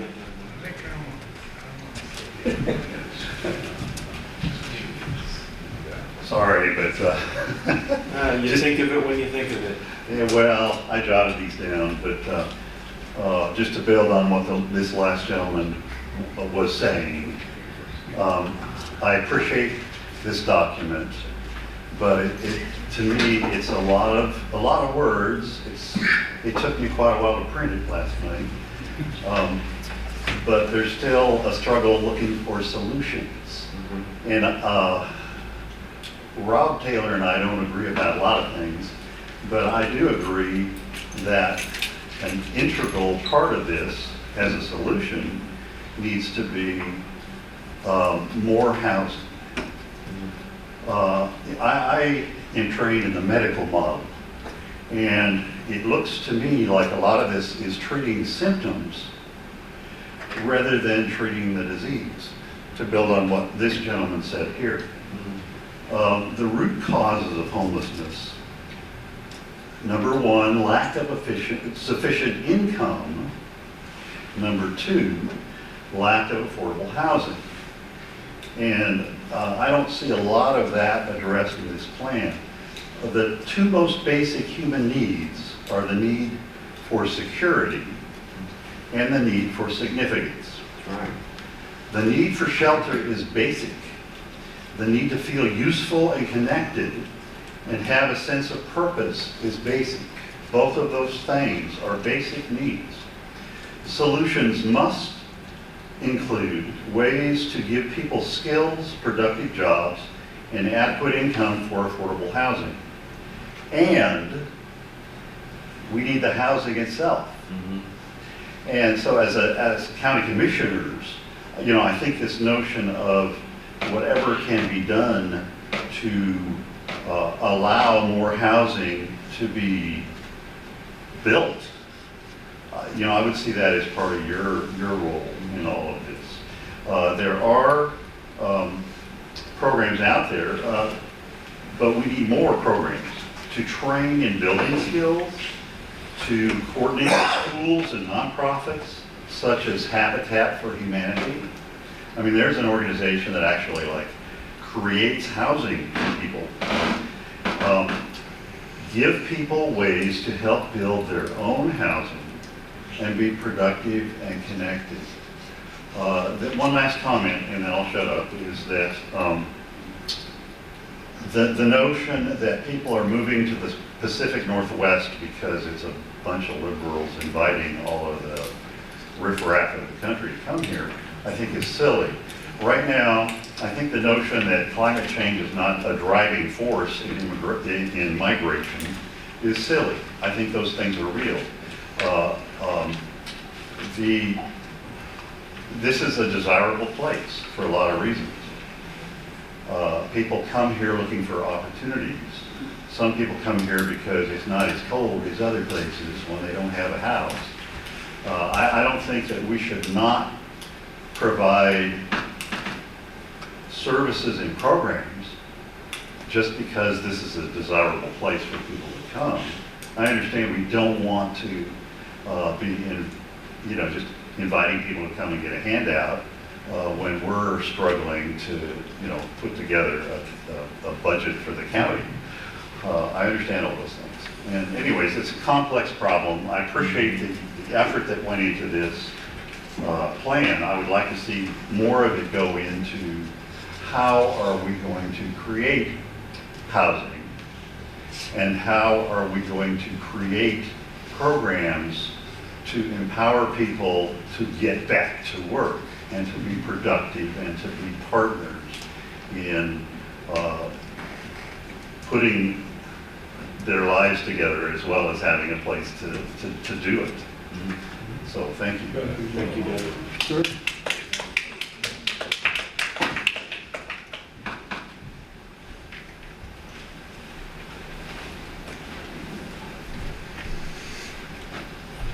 That's actually a long ways back. Well, you took the long route.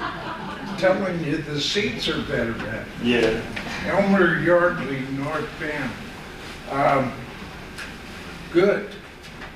but it's only gonna get thicker with ideas.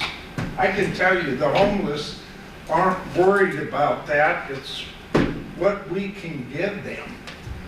Well, I was up in Eugene on this Andre thing, and I noticed no homeless are even close to the Capitol building. They got nice grass, they got guys that go around there and mow and stuff.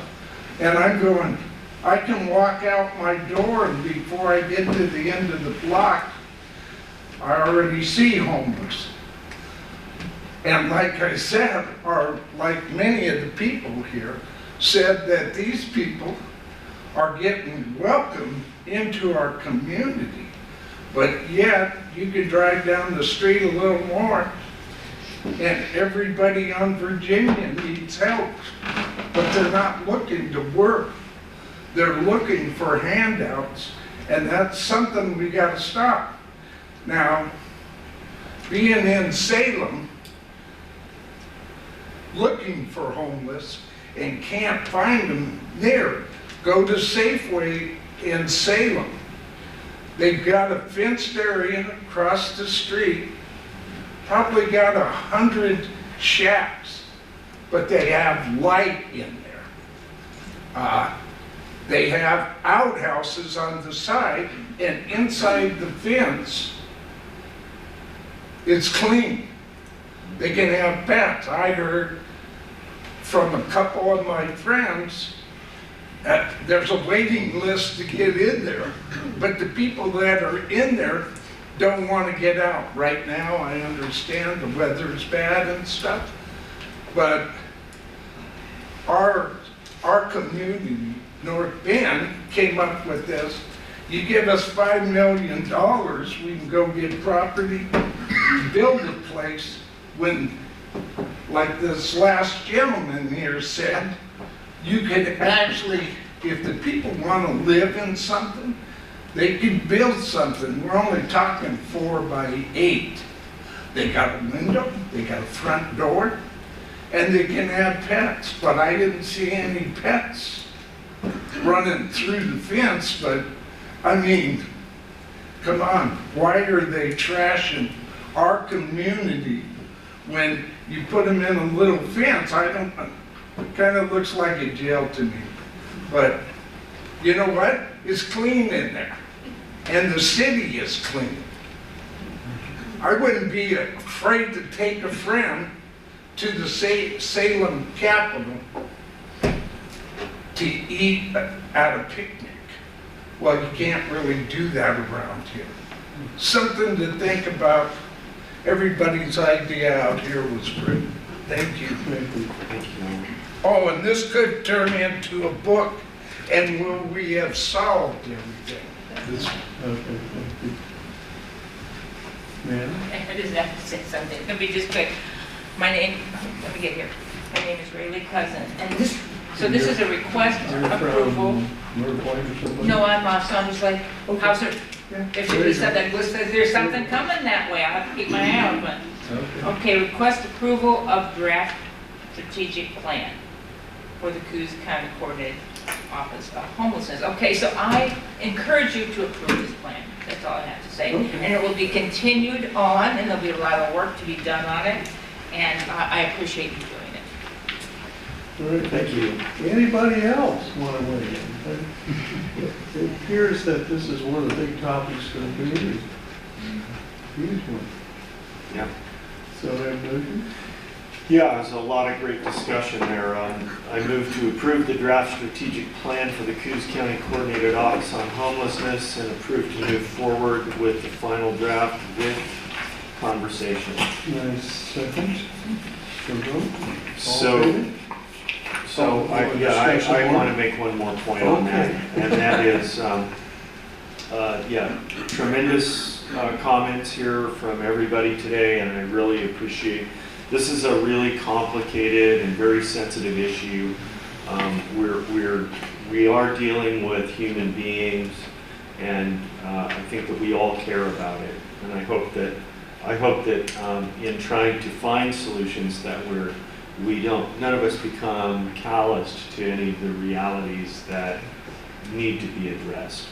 And so specifically, what I would like to see in the final draft, or as we move forward to the final draft, is more elements in this plan that specifically build a model where the beneficiaries of the plan, that being the people, the homeless people that we're trying to help and address here, actually have more of a requirement of a skin in the game, because we all know that when you have an investment in the process, that you're going to have a better success rate.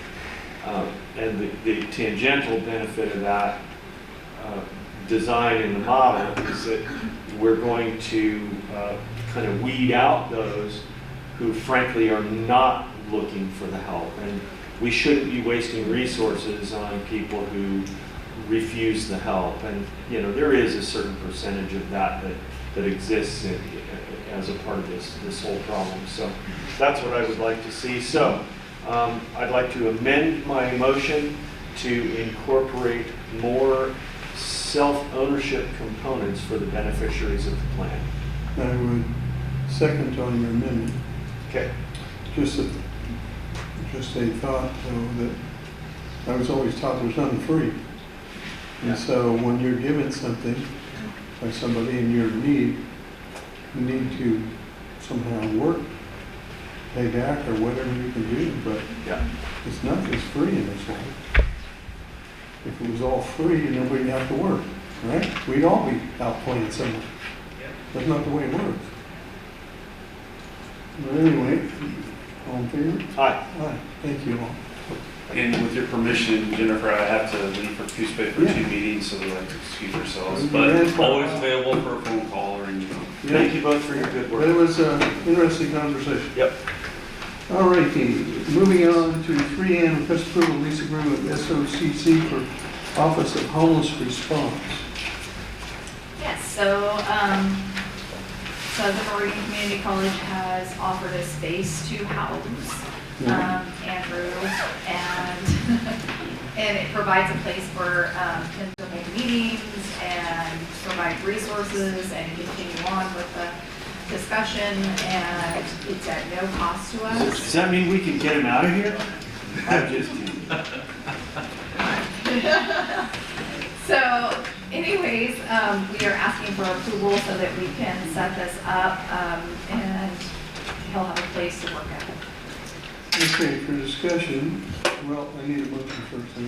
Move to approve the lease with Southwestern Oregon Community College for the County Homeless Response Office, and to have the Community Development Director to sign.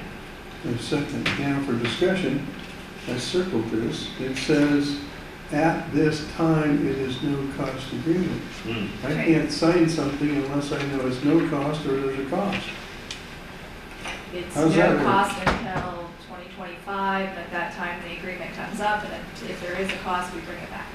Okay, so the agreement says there's no cost until 2025. Correct. I feel better now. It just said no cost. I thought you had It to. said it was, at this time, no cost, and I'm going, well, what time will there be a cost? I'm not signing a contract where it's open-ended. So it's supposed to coincide with the grant. It says here May 31, 2027. Oh, sorry, I thought it was. So no cost until May 31, 2027. Yes, correct. Okay. Okay, I feel better now. Was even further. All right, any discussion? Ron? No, sir. Anybody from the audience? No. All in favor? Aye. Aye, now. Thank you. 3O, request approval order authorizing sale of real property and delegating signing authority, county council. Okay, so this was the forest land property that in our last board meeting, the board approved to be sold. This order gets a little more specific, authorizing the sale of that land to Southport Lumber for $200,000 via private sale. The order also delegates signing authority to the county forester, Lance Morgan, in order to complete the transaction. Okay, motion? Yes. I move to approve order 2304-021L, authorizing sale of real property for $200,000 and delegating signing authority to the county forester Lance Morgan. Discussion by the board? Discussion by the audience? I might note that this property I looked up is surrounded mostly by warehouse or timberlands, and the last surrounding property is Southport lumber. It also appears from the aerial photos that it is a canyon-like, and the county has no other lands even close to it. So we will sell this and then incorporate those dollars so the county forester can maybe get adjoining lands next to the county forest. And with that, all in favor? Aye. Aye. Alrighty, 3P, request approval of signing letter to support Benson Creek wetland restoration. That's mine. 10 Mile Lakes Basin Project Partnership, TLBP as it's known, has requested that we sign a letter of support for the grant request at Oregon Water Enhancement Board. So they're doing a wetland restoration with the cooperation of the owners, Lone Rock Timber, to do a rehab on the stream right next to where it empties into the lake. So I would entertain a motion for that. I move to approve signing the letter of support for the Benson Creek Wetland Restoration Project. Have a second discussion. Discussion from the audience. Yeah. All in favor? Oh, hold on. Where are we? I have- Oh, Rob, okay, there you are. I always forget this thing. Go ahead, Rob. Why do we need this restoration project? Because it's filling, the sediment that's coming down is filling in the lake constantly, on all arms of the lake. That's why it was developed in the first place. And so eventually, Does this give them a tax break on property taxes? no. Because they don't own it, they're just doing it. The owner still is having it under farm use, it's being grazed, but the ownership does not pass from the owner to this TLBP. They're only doing the enhancement on the stream where it enters the lake to slow down the sediments, etc. Thank you. Okay, anybody else? All in favor? Aye. All right. 3Q, request discussion of possible ordinance for peddler converter tracking. Now, this is mine. The problem is that we have an epidemic of theft of catalytic converters for the high-value metals that are contained in them. This affects a number of, actually the entire county. And so these catalytic converters are then taken to auto dismantlers or metal recyclers and traded in for various amounts of money, ranging, as I understand it, from $100 to up to $500 per unit. Catalytic converters are serialized, and those are correlatable to the VIN of the vehicle they came from. And so it's been brought to me by a private citizen that this is a problem that's been impacting a number of people around the county. And I wanted to address it with a county ordinance. Now, I'll say that council has brought to light the fact that there is, in fact, a state statute, Senate Bill 803 from, let's see, I don't know, the 2021, that addresses this issue. So apparently, you know, there is statutory basis for prosecution of a lack of record keeping, but I still believe that drafting of a county ordinance parallel to this would not be a harmful thing and give us a localized motivation for enforcement of that kind of a policy to hopefully reduce the theft of these catalytic converters. Okay. Yep. So I would need a motion for council direct to draft ordinance. I move to direct council to draft an ordinance requiring parties accepting catalytic converters to record the serial number of the unit as well as the ID of the party turning in the unit, maintaining the records for 5 years with fines for non-compliance. And a second. Discussion, other than that? Nope. Anybody else? Jill?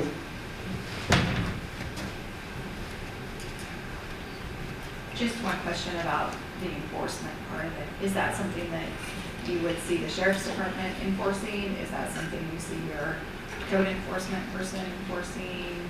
Have you thought about that? Yeah, that would be a law enforcement issue, not a code enforcement issue. Anybody else?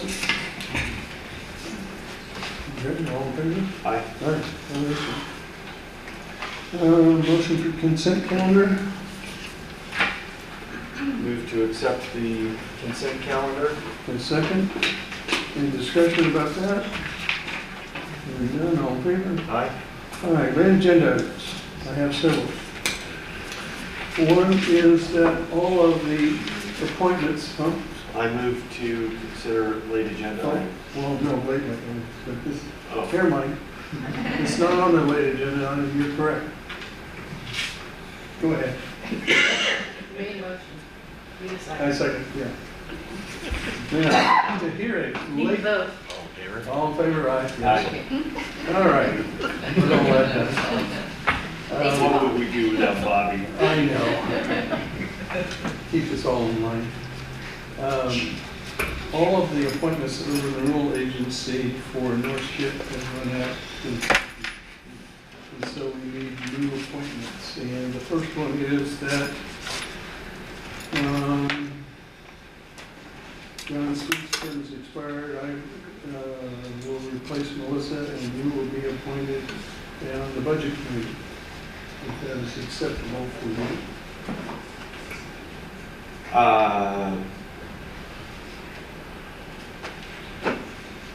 I need to respectfully ask if this is a possibility to table until our next VOC meeting. I think they're going to have another renewal agency, I don't have it with me, meeting soon.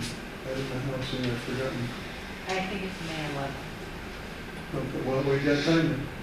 So can we You want to just table all Yes. three of them? Can we please do that? Sure. Thank you. And with that, Commissioner reports. We table these three. Well, it's been a very interesting last couple of weeks since our last meeting. There have been no shortage of people with issues that have arisen regarding, we're continuing to work through the Allegheny Cemetery issue. We've got issues with citizens of the county having electronic sensitivity to electronic frequencies. And so we're been trying to address that issue as well. And gosh, what else have I been doing? See, I forget to put together my list of everything, and so I get here and it's like, We finished the budget. oh yeah, budget. That was a big time burner, but necessary and painful. So, going through the budget really, for me being a new commissioner, was a great eye-opener. The amount of work that goes into it is eye-popping. And fortunately, many hands make work a little lighter, but it still is a tremendous amount of effort on the part of everybody involved in it. And so kudos to all department heads who happen to be listening, and the master of coin in the back of the room. It was distressing to realize afresh and with such gravity what a dire situation we really are in fiscally as a county. If we did not have the remaining American Rescue Plan funds to fall back on, that, by the way, that is in parentheses, the printed artificial money that belongs to my grandchildren and all of our grandchildren who have them, we wouldn't be able to balance the county budget this year. There's enough of those funds left to balance it or come close to balancing it one more time.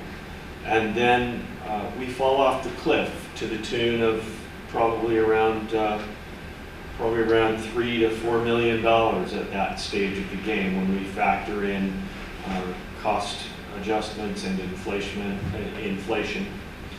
So, we have to come to grips with how we're going to deal with this. There are some creative solutions that have been proposed, and we're investigating those. At the next Board of Commissioners meeting will be a proposal that I've introduced to add a mechanism to our property tax billing system for citizens of the county to voluntarily contribute monies to law enforcement. That would specifically be the sheriff's office, the jail, and the district attorney. So that's one measure that we could possibly take. Matt Wilbanks back here has raised the issue of the possibility of doing a similar function. In fact, my idea sprung off of his, so he's the originator of crowdfunding from private parties who are possible benefactors, larger companies who are experiencing profits sufficient to allow them to make designated and programmed predictive contributions to the sheriff's office or the same kind of structure that I'm talking about. And since those come out of the general fund, that could provide quite a bit of relief to the general fund and allow us to get into that position where we could balance the budget. So if everybody in the county who receives a property tax bill has an opportunity, either through an insert in the bill or a line item on their statement, to say, you know what, I could kick in $200, I could kick in $500, then that would be an alternative that could help us bridge that gap, since the sheriff's levy did not pass in this last election. And to have an alternative means where people could voluntarily, rather than be forced into that contribution, could make the difference. It doesn't require a vote, and here's the great benefit to it as well. On the property tax that we all pay, there's only a small percentage of it. Only 10% of the total property tax that we pay actually comes to the county for our use. Okay? With this proposal, as well as with Matt's proposal, 100% of those monies could be usable for those law enforcement enterprises, and therefore 100% of the savings from the general fund to those departments would benefit the general fund. 100% versus 10%, there's a big difference there. So that's something to keep your eyes on, and we're continuing to work through the details of how that would come together, but that's my report. Okay. Last Thursday, we forgot about the town hall we had in Coos Bay. Well, I wanted to leave it for you to talk about. Well, it was lively. I don't know how many people were, 30, 35 people, somewhere in that neighborhood, I'm guessing. I started out, nobody wanted to ask a question, so I finally called on Mr. Bob Taylor. He usually has a question. And he started in about this camp for LGBTQ, XYZ, whatever, Rainbow Coalition, and apparently they were going to have teachings, according to their flyer, about specific points about drag queens for kids, 13 to whatever age. And I was taken back by some folks in the audience, I won't name them, although I know some of them, who just thought that was okay. And I thought, how could you ever think that a 13, 14, 15-year-old teaching them about drag queen fine points or anything else would be okay? And I pointed out in the law that I looked up, only psychiatrists, psychologists, MDs, or licensed social workers are allowed to talk to kids about this. Apparently that didn't make any difference, because somebody said of these folks, well, they got to learn somewhere, but I'm thinking not at that age. That really kind of just blew me away. I just couldn't understand that logic. I still am fuzzed up about it. It just bothered the heck out of me. And there was a lot of good other things we talked about, but that one really stuck with me as the first thing out of the bag, and there was these folks going, so what's wrong with that? And I just couldn't, I get off on it. I did have a great time last Friday. Went over to the Douglas County Fairgrounds where Lewisburg Forest Products announced they're going to upgrade and put in new equipment, new buildings, all kinds of stuff, to the tune of $700 million in the next 4 years in Dillard and Coquille and partly somewhat in Medford to upgrade their plants and actually produce some new products. So they're going to add a brand new dryer system over here in Coquille. And I think roughly about $100 million. The bulk of the money will be spent at the Dillard plant, which is huge, as you probably know. But it was great that a company who started in Douglas County, in Dillard actually, is reinvesting in local hometown so that people can still have jobs for the entire area. And that includes parts of Northern California and parts of the South, as well as mostly of Oregon. But they have most of their holdings here in Oregon, but they're reinvesting locally, which is hugely important to me anyway, and to the rest of us, because we've lost so many industries in this area that I do remember when I was a kid, if you didn't have a job, you'd go and you'd have one the next day. If you didn't like that one, you'd go down the street, you had one the following day. It was amazing. I went to college by working summer in the mill, spring break and Christmas break.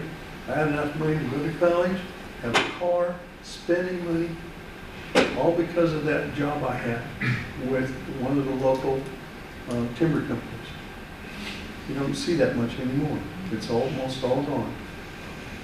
But it was quite the time, those times. And you never saw a homeless person. You never even knew of anybody even on welfare or anything like that. They were all working. Kids were clothed, fed, all that kind of stuff. Times have changed now.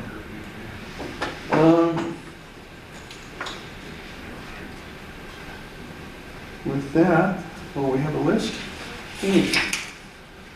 First on the list is Rob Jalen. You signed up. Yeah, I do that sometimes. Well, you said you wanted to permanently be on the list, so I signed you up as being first on the list. All right. Thank you. You know, the two main issues that I see the county involved with right now or is going to affect the county is the physical cliff that we're going to be going over in 2 years when we run out of money and we run out of the American Rescue Plan money. And we've got to find some way to deal with that. And at this point, I'm even willing to entertain the idea of taxes. We may have to increase taxes if we cannot find any other way to solve our problems, our economic problems. But I also believe, and you touched on this, Bob, a little bit, is the next generation.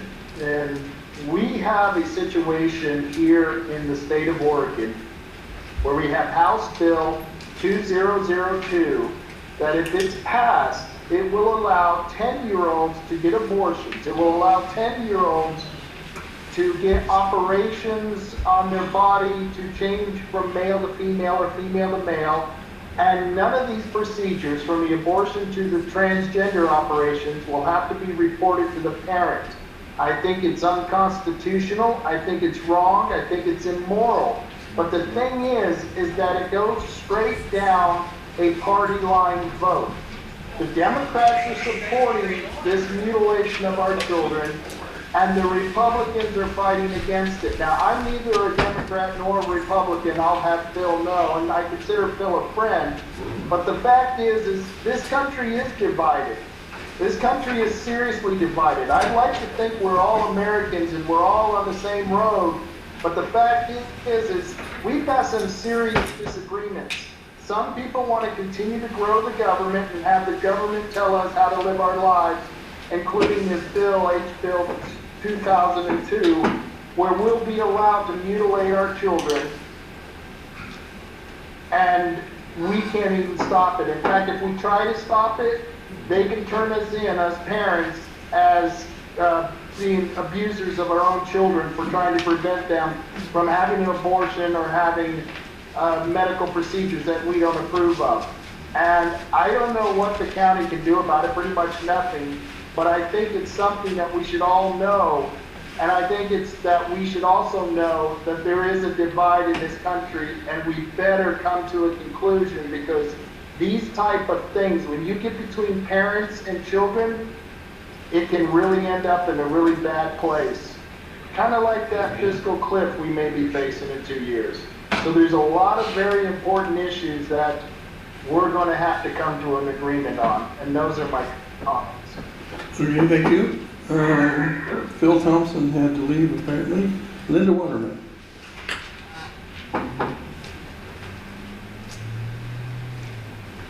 I have spoken with John Sweet. I've spoken with the roadmaster. This is concerning Myrtle Creek Road out on Love Bridge.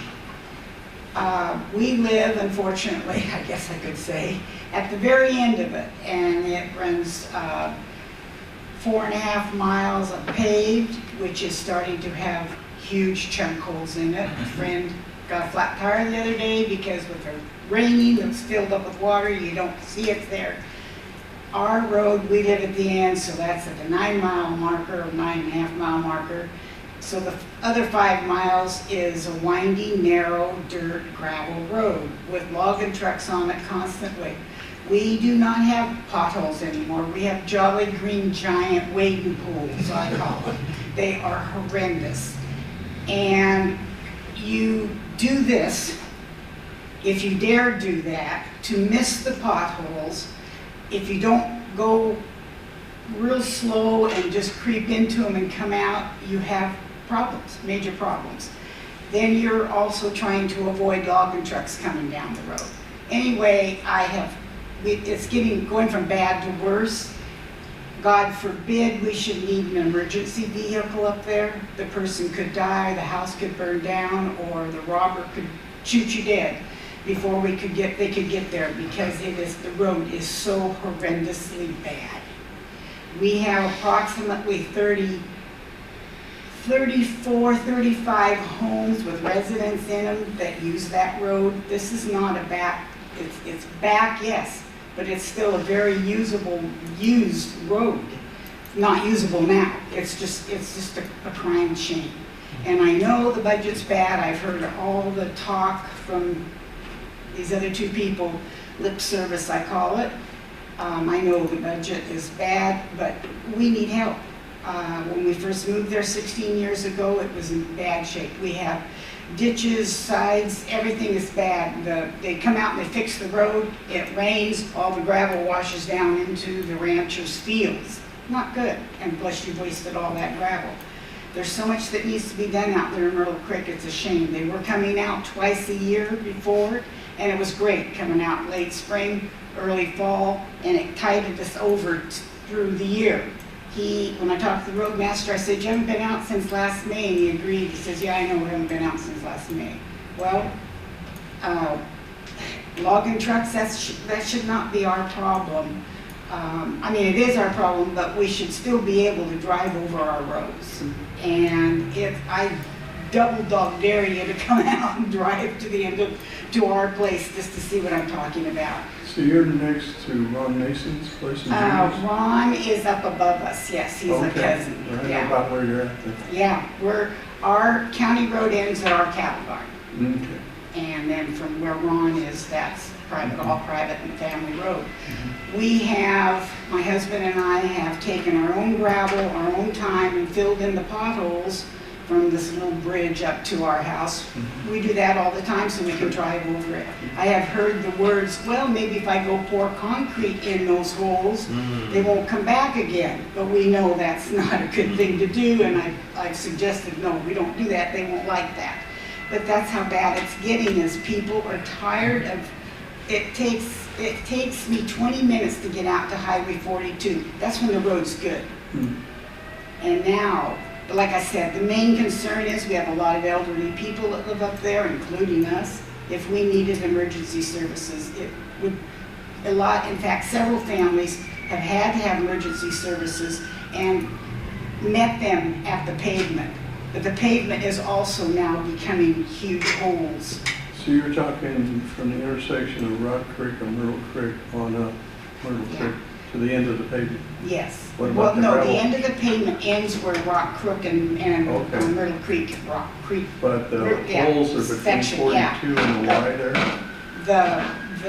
From the time you turn off of 42 onto Myrtle Creek, it's 4.5 miles of paved. Yeah. And then the road splits. Yeah, right past the bridge. Myrtle Creek goes on up and Rock Creek goes that way. So you're talking about the paved part mostly? No, the paved has, in the center, mostly going down the paved, there are a bunch of holes where the pavement has chipped out. All right, that And they needs to come be up all fixed. the time. But then you're talking about grading for the But now rest of I'm it? talking about the rough gravel.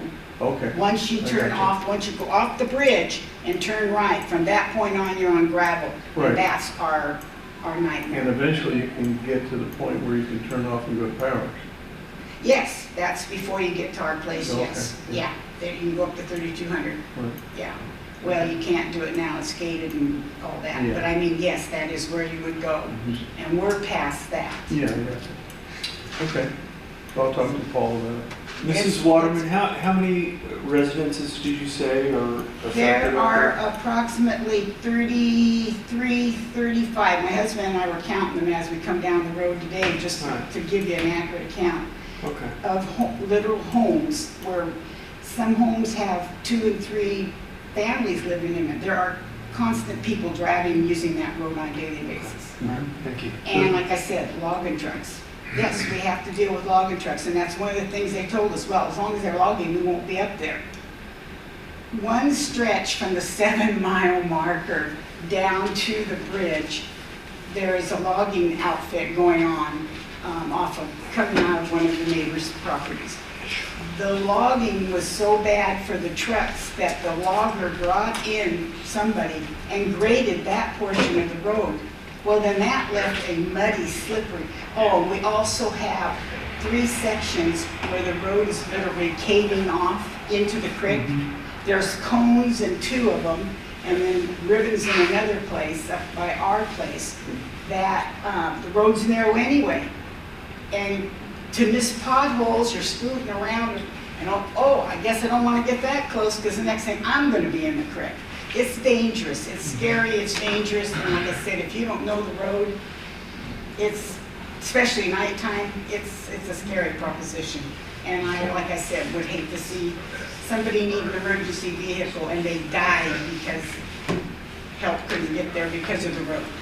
Do you know how far the school bus goes up there? School bus goes up to, almost to our place. Okay. And turns around and goes back. So yeah, the school bus, the sheriff's department, a mail lady. Talk to Tina, she'll confirm everything I'm saying. Okay. Thank you. Thank you very much. Anybody else that didn't sign up? Want to talk? Matt?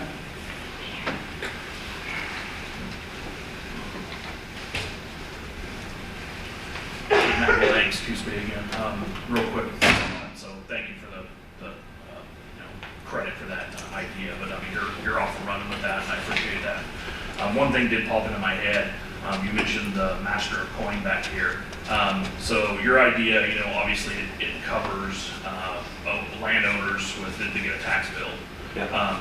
I used to be a landowner, I'm not anymore, and I know there's people in my position that would also want to contribute. You know, I'm on a fixed income, I don't have a lot of money, but I would like to contribute to the county. Maybe something you could possibly do is create some kind of a donation form at the finance department that's, you know, available there, or as you're not getting it on your tax bill, you're not getting one, but you can walk in and maybe fill out a form that, you know, throw a few $100 at it, maybe something to run with. Great idea. The other thing I wanted to mention, because there was a gentleman in here but he left, I wanted to bring up the issue me and him were talking about, and this is what he was here for. You guys will remember at the Lakeside Town Hall, the lady that brought up the fire sprinklers? Yes. Okay. Oh, yeah. So the fire sprinklers in new manufactured homes being used for short-term vacation rentals. And this was she was specifically up here Lakeside talking about this. Has there been any movement on that? I know the commissioners, you guys all seem to be opposed to it. I just wanted to maybe get a status update on that. I understand that our community development director and county council are working on the situation. I can tell you that I looked at this for about 6 hours yesterday, actually. So I haven't really fully worked through my conclusions yet, but I can say that I know a lot more about building codes than I did before. So that's we're all keenly interested. Okay, yeah, he was just gonna bring it up because I guess he doesn't own a vacation rental, but he has something that might be covered under that rule if it were to stay in effect, so. All right, thank you. Thank you. Anybody else? Sir? John? Rich? Linda told me they were talking about the roads today, so I came down. Sure. I live on Big Creek. And I get that a winter like we've had, it does not a lot of good to grade in the middle of the rainstorm. But they haven't been out of Rock Creek, Myrtle Creek, Big Creek since last spring. Did a great job. You've got great men on your crew. They just need to be there more often. Now, they're working on a huge culvert up there, I guess. They're still working on it. Oh, Big Creek. Yeah, up a ways. I mean, it was This morning. No, not this morning. I'm saying. No, I mean, there's no project going on. Last fall, they were put in this big culvert. Is that right? 2 years ago. Okay. Yeah, And fall. then I guess it still has more work to do on that thing. Well, yeah, it needs, but my suggestion, and I know when John took over as the roadmaster, he started rolling with grade. Just great, works good, best job to do. But it also takes about 3 or 4 guys, 3 or 4 days, where one guy with a pickup and a tow bar could hit Big Creek in 1 day and be gone. And with the behind it. With just a grader. And, you know, and obviously the way they do it now is better. But when we're in a place like she's talking about, right, it wouldn't be a shame to take a grader up there and like I say, Roseburg Lumber had Luscombe come up and grade the road for you guys. That's kind of embarrassing, I would think. Yeah, but we've had some discussions about how much road tax they pay to the county road department and all that. And granted, the costs are far outweigh that, and we had some other discussions that got the log haulers and a whole bunch of other folks all excited in the last few years. Well, our big problem this year was Lone Rock had a big job above us, and works. But you know that's between you and the big landowners. We had a big discussion with DTO, Douglas Timber Operator, which is a consortium of the logging companies. They weren't happy about us talking about them going through with 1,000 trucks every month and beating the road all the, you know what. We never came to a satisfactory conclusion between us. Maybe that should be more soon. Because obviously that is, you know, their use is extreme. But anyway. Thank you. Also, Okay, one last, on Sure. your, you're right. we're all aware of the philosophy of the Devereaux Center and the South Coast Gospel Mission. I think maybe the directors need to change places about every 6 months, get a perspective for each other's side. Good thought. Thank you. Thank you. Anybody else want to jump up? With that, huh? I got kind of a captive audience Richard? here. I can't resist. You gotta excuse me. So I got here in '73. I'm Richard Kuznitsky. Right. Okay, I got here in '73 and I saw the end of what this place was.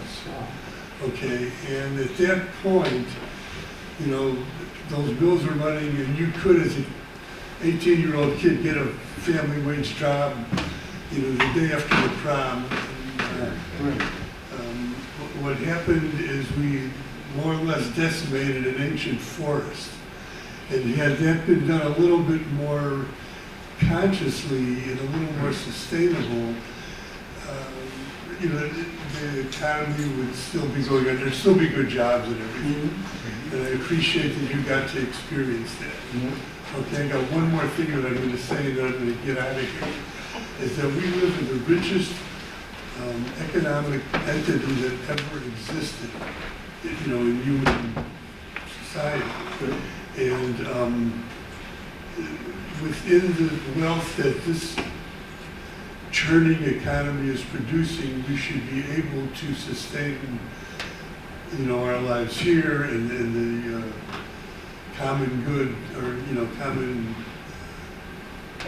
good, you know, the infrastructure that's here. But we're, the distribution of that economic power, which we're calling wealth, is really distorted. And there are a lot of people that have the hoarding disease. And instead of newspapers in the living room, they got these big fat, you know, accumulations of wealth. And I don't know how we deal with that, but we have to, as a society, as an economic entity, we have to correct that. And I don't know exactly how we go about doing it, but if we want to survive as what we are, we got to do it. And I'm going to leave and see you guys next time. And I appreciate that you guys are willing to take on the work you're taking on, whether I agree with you or not. Okay. Thank you, Richard. One of my sayings is, if you don't, what am I saying? Oh yeah, if you don't, if you want to get the laws passed the way you want, get elected. See you guys later. All right, thank you. Anybody else? Seeing nobody else, thank you all. We're adjourned.